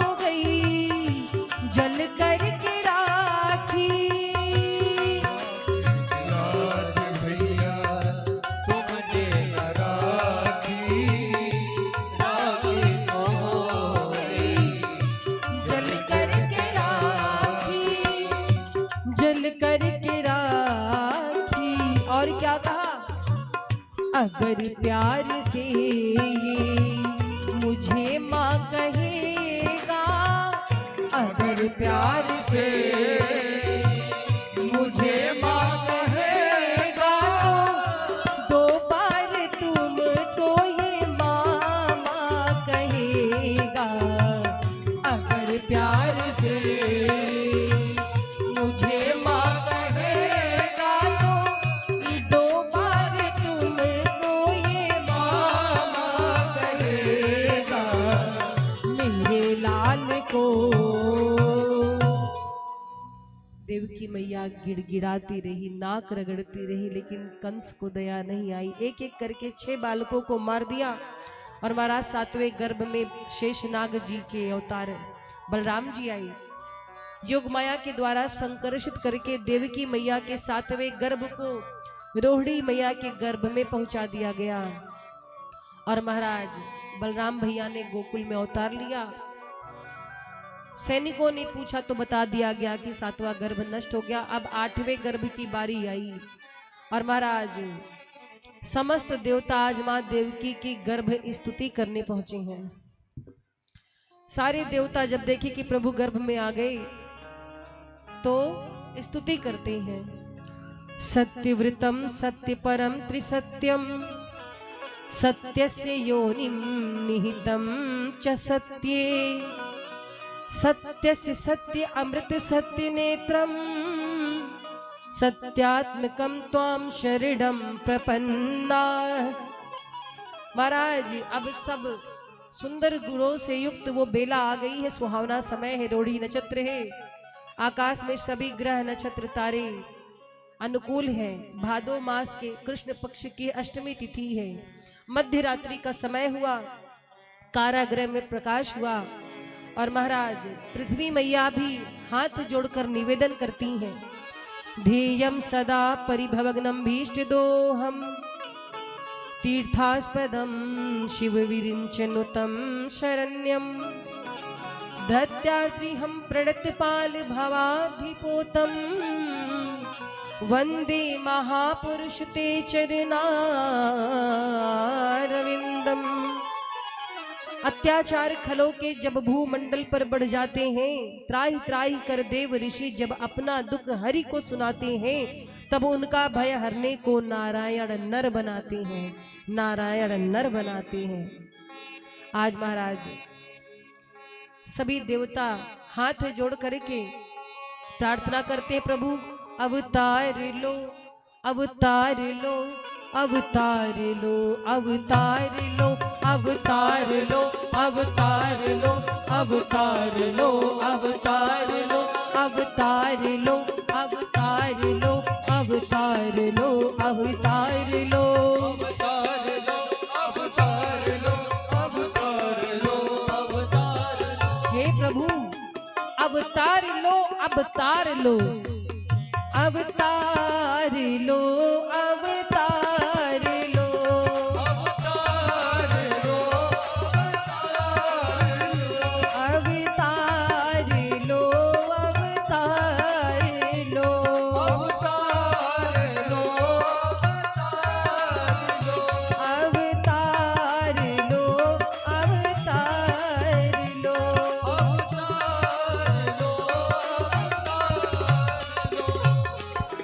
जब सबने प्रार्थना की तो भगवान प्रकट हुए महाराज, और जैसे प्रकट हुए वसुदेव जी के हाथ पांव की बेड़ियां खुल गई, सारे प्रहरी सो गए। भगवान ने कहा योग माया से कि आप प्रकट होइए, और महाराज योग माया ने आकर के वसुदेव जी से कहा कि इस बालक को आप गोकुल में छोड़ करके आइए, वहां नंद भवन में यशोदा जी की जो कन्या हुई है उसको वापस लेकर के आइए। और इधर वसुदेव जी ने भगवान श्री कृष्ण को अपने माथे पर पधराया और चल पड़े हैं गोकुल की ओर। खुल गए सारे ताले, वह क्या बात हो गई, खुल गए सारे ताले, वह क्या बात हो गई, जब से जन्मे कन्हैया करमात हो गई,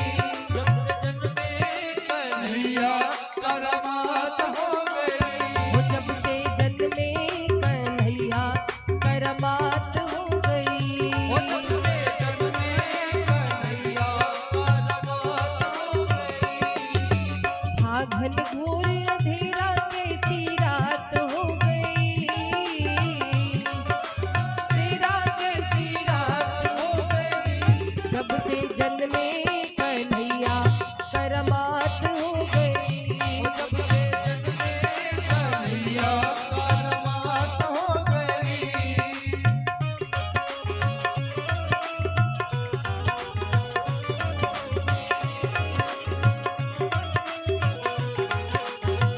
कालियों की सेवा करते हुए भगवान आने वाले आपके बीच में।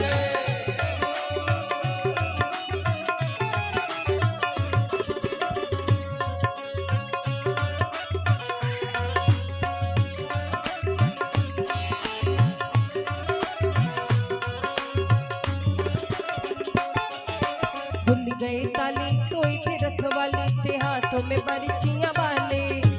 खुल गए ताले सोए थे रथ वाले थे हाथों में बरछियां वाले। वो दिल के काले पड़े थे पाले वो काल के हवाले होने वाले। वो दिल के काले पड़े थे पाले वो काल के हवाले होने वाले। वासुदेव ने श्री श्याम को उठाया था। देव ने श्री श्याम को उठाया था। टोकरी में मेरे श्याम को लिटाया था। टोकरी में मेरे श्याम को लटाया था। गोकुल भाई हर साए कैसी बात हो गई। हर साए कैसी बात हो गई। जब से जन्मे कन्हैया करमात हो गई। जब से जन्मे कन्हैया करमात हो गई। जब से जन्मे कन्हैया करमात हो गई। जब से जन्मे कन्हैया करमात हो गई। दोनों हाथों को उठाकर के तालियों की सेवा करते हैं। हरि बोल।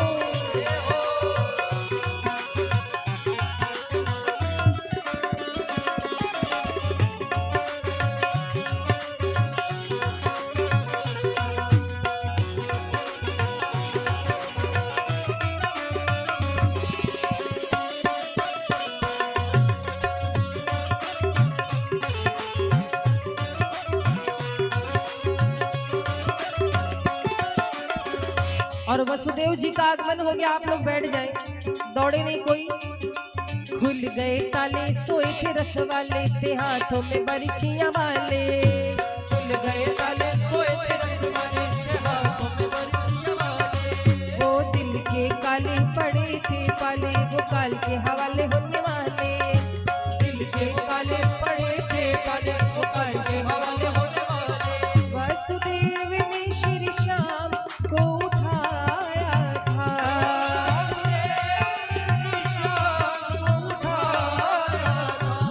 टोकरी में मेरे श्याम को लिटाया था।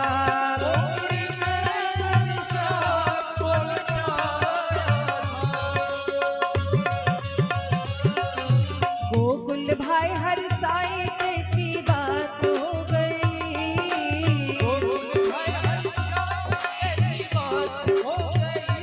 जब से जन्मे कन्हैया करमात हो गई। जब से जन्मे कन्हैया करमात हो गई। जब से जन्मे कन्हैया करमात हो गई। जन्मे कन्हैया करमात हो गई। हो करामात हो गई। करमात हो गई। हाँ करामात हो गई। बोली वृंदावन बिहारी लाल की। आइए हम उत्सव की ओर आगे बढ़ते हैं। भगवान वसुदेव जी के सिर पर आरूढ़ होकर के नंद भवन पहुंचे हैं। नंद बाबा की दो बहनें हैं नंदा सुनंदा। जब सुना कि यशोदा जी गर्भवती है तो भाभी की सेवा के लिए 2 माह पहले ही आ गई थी। आज वो समय आया। यशोदा मैया ने एक कन्या को जन्म दिया। अपने भवन में लेटी हुई है। दरवाजा खुला हुआ था। वसुदेव जी धीरे से आए। उस बालक को यशोदा मैया के बगल में सुला दिया और उस कन्या को टोकरी में रख करके वापस आ गई। ये दृश्य कोई नहीं देख पाया। और इधर नंदा सुनंदा ने सोचा भाभी आज बहुत देर तक सो रही, उठी नहीं, क्या बात है, चल करके देख। जब आई भवन में तो देखा कि माँ यशोदा पालने में रख दी थी। माँ यशोदा के बगल में एक छोटा सा लाला हाथ पांव फेंक रहा है, झीनी सी चदरिया पड़ी है। जैसे देखा नंदा सुनंदा ने दौड़ पड़ी नंद बाबा के पास। नंद बाबा गौशाला में सेवा कर रहे थे गौ माता की, और एक मंत्र जप रहे थे, अबही तो भयो नाय, अबही तो भयो नाय। वो भी बच्चे की प्रतीक्षा में थे। तब तक नंदा और सुनंदा आई, बोली बाबा बाबा हुए गयो। नंद बाबा जो कि 75 साल के थे आज 16 वर्ष के बालक बन गए, कूद पड़े।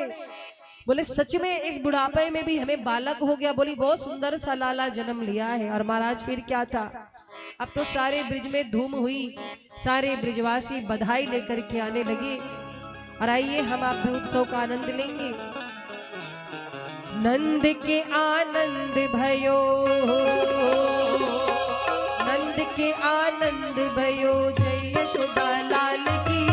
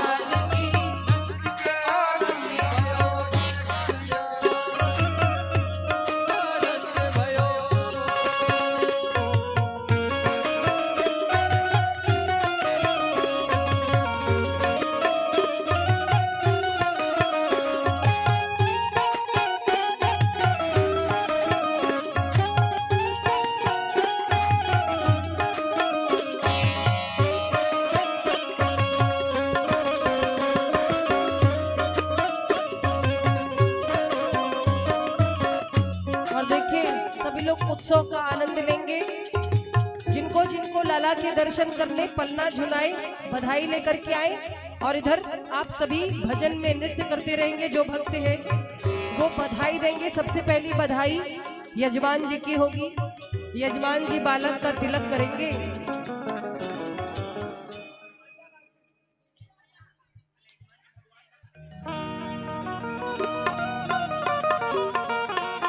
आप लोग थोड़े थोड़े पीछे हो जाइए, अभी उत्सव होगा। आज थोड़ा सा कार्यक्रम और विलंब तक होगा। अभी तो नृत्य होगा, सभी आनंद प्राप्त करेंगे। थोड़ा सा रुकिए, धैर्य रखिए, थोड़ा मंच से दूरी बना लीजिए,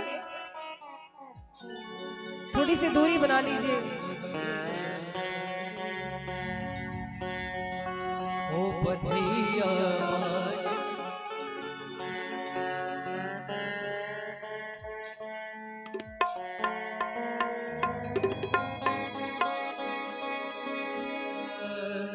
ओ बधैया बाजे आंगन में, बधैया बाजे आंगन में, बधैया बाजे, बधैया बाजे, बधैया बाजे, बधैया बाजे, बधैया बाजे आंगन में, बधैया बाजे आंगन में।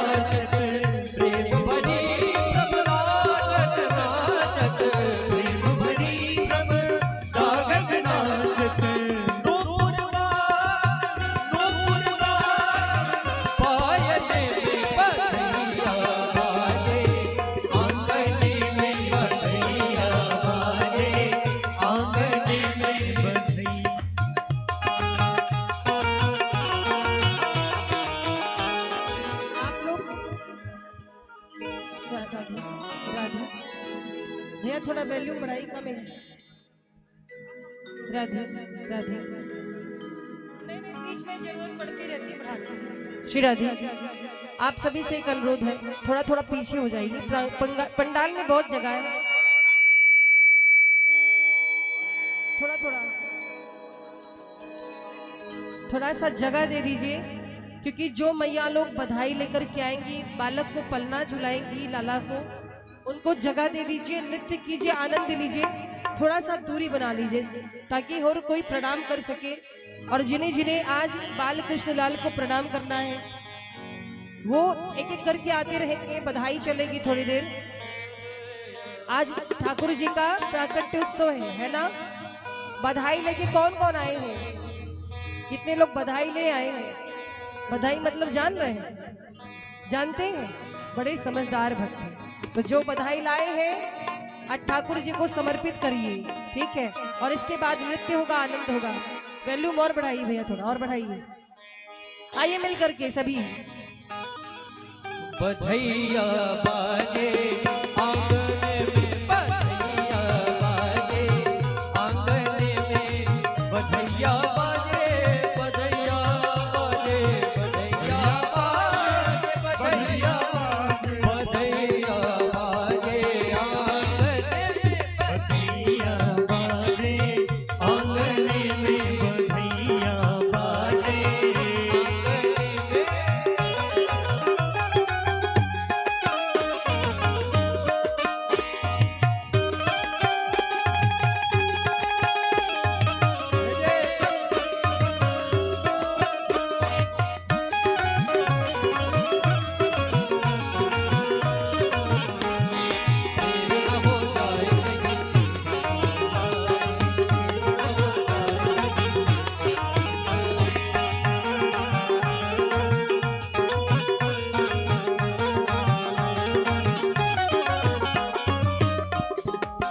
न्योछावर श्री कृष्ण ललाट की, न्योछावर श्री कृष्ण ललाट की, न्योछावर श्री कृष्ण ललाट की, न्योछावर श्री कृष्ण ललाट कृष्ण ललाट की, कृष्ण ललाट की, कृष्ण ललाट की, न्योछावर श्री कृष्ण ललाट की। नहीं बोला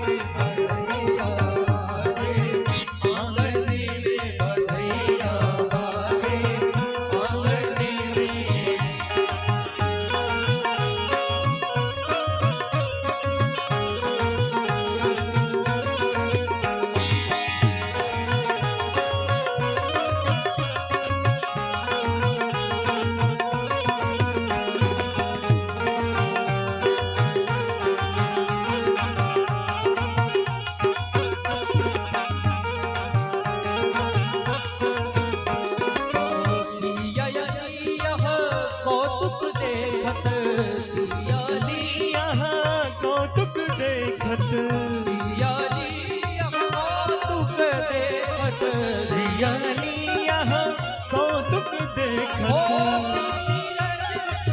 बीती रजनी जागने में बधैया बाजे आंगन में, बधैया बाजे आंगन में, बधैया बाजे आंगन में, बधैया बाजे आंगन में।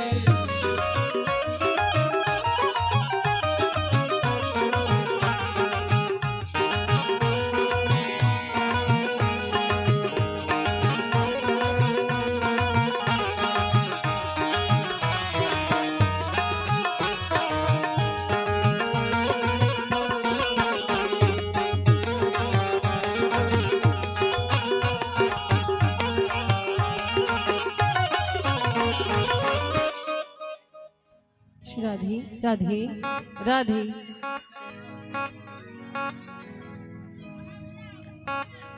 आप लोग अभी थोड़ी देर और रुके।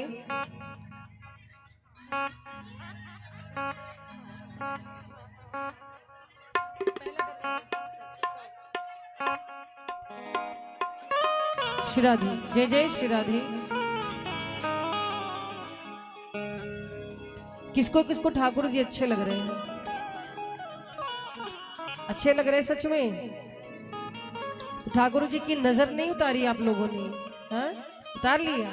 देखिए नजर ना लगे, लल्ला जी इतने अच्छे लग रहे हैं।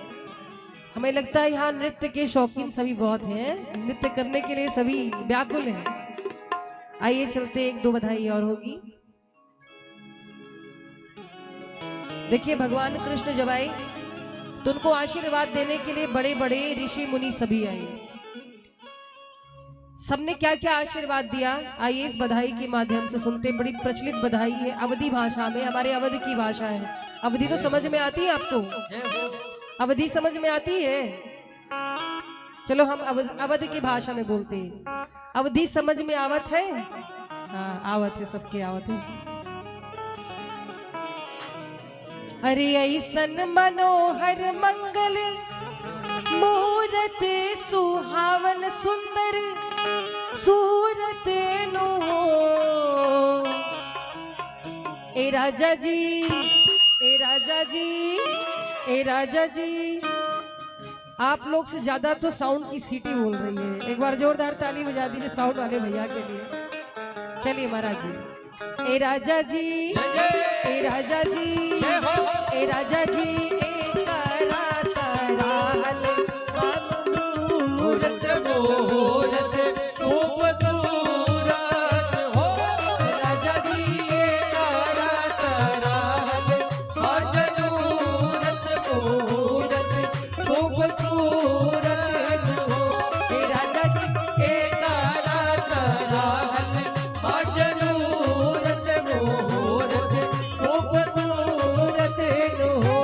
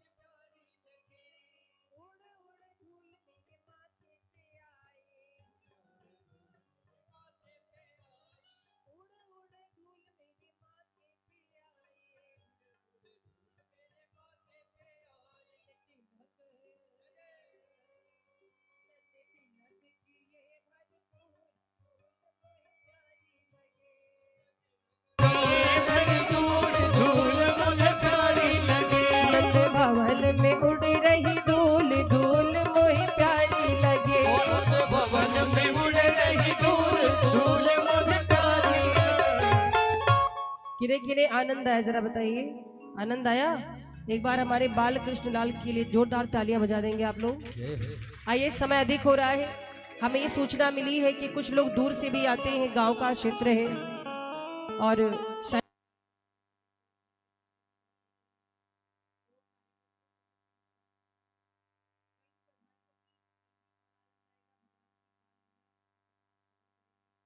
आइए श्याम संकीर्तन होंगे और एक बार यजमान जी के लिए जोरदार ताली बजा दीजिए। आज पहली बार इनको नृत्य करते देखा है। श्री राम जय जय राम, श्री राम जय जय राम, राधे श्याम बोलो राधे श्याम, राधे श्याम बोलो राधे श्याम, राम राम बोल सीता राम बोल, राम राम बोल सीता राम बोल, राधे श्याम बोल राधे श्याम बोल, राधे श्याम बोल राधे श्याम बोल, शिव शिव बोल शिव शिव बोल, शिव शिव बोल शिव शिव बोल, नारायण बोल नारायण बोल, नारायण बोल नारायण बोल, श्री राम जय राम, ओ श्री राम जय राम, राधे श्याम बोलो राधे श्याम, राधे श्याम बोलो राधे श्याम, जय जय सिया राम जय सिया राम, बोलो राधे ओ श्याम, बोलो राधे श्याम, जय जय सिया राम। बोलिए वृंदावन बिहारी लाल की, बोलो राधे रानी सरकार की, जय हो श्रीमद् भागवत महापुराण की, जय हो बोलो सुखदेव जी महाराज की, जय हो बोलिए व्यास जी महाराज की, जय हो बोलिए अयोध्या धाम की, जय हो चारों भैया की, जय हो सरयू मैया की, जय हो श्री राम जन्म भूमि की, जय हो हनुमान जी महाराज की, जय हो नमः पार्वती पतये हर हर महादेव शंभु।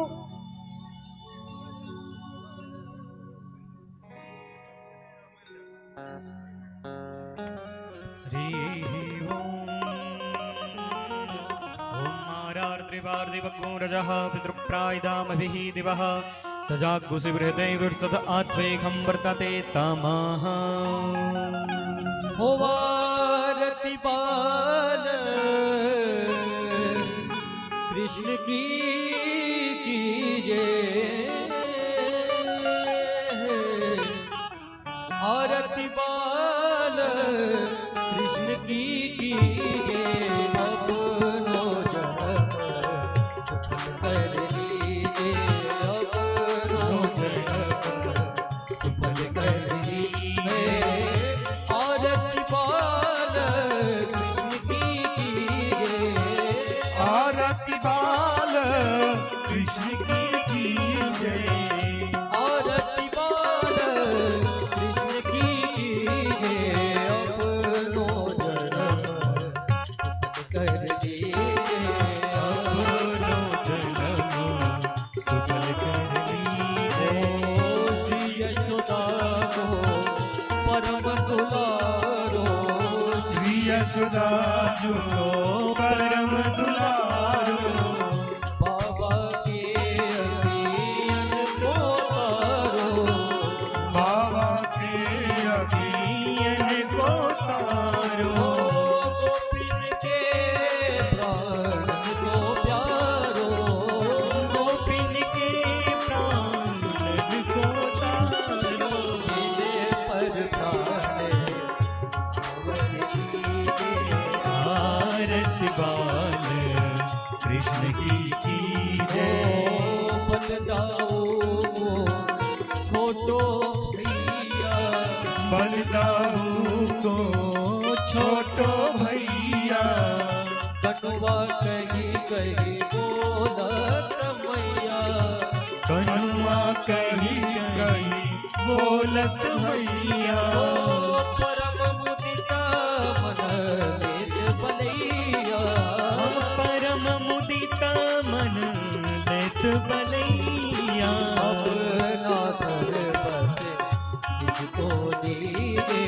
आरती बाल कृष्ण की जय।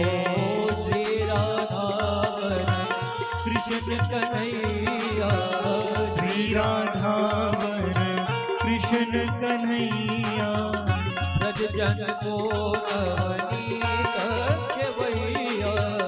ब्रज जन को नवनीत चुरैया, देखत ही मन वेद चुरैया।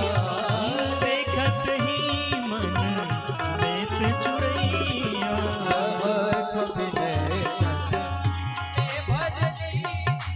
आरती बाल कृष्ण की जय। अपनो जन्म सफल कर लीजिए। उतल बोलन मधुर सुहावे, कोकन बोलने मधुर सुहावे। सखा संग खेलत सुख पावे। सखा संग खेलत सुख पावे। सोई सुक्ति जो इनको ध्यावे। सोई सुक्ति जो इनको ध्यावे।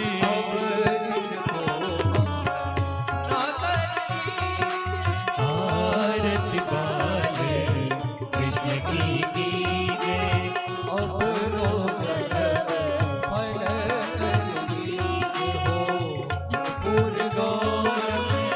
करुणावतारम संसार सारम के सदा वसंतम गिरे अग्रे भवम भवानी तम नमामि। त्वमेव माता प्रपिता त्वमेव, त्वमेव बन्धुः च सखा त्वमेव, त्वमेव विद्या सर्वं त्वमेव, त्वमेव सर्वं मम देव देव। आरती बाल कृष्ण की जय। आरती बाल कृष्ण की जय। आरती बाल कृष्ण की जय। ॐ जलेन शीतले कर्णं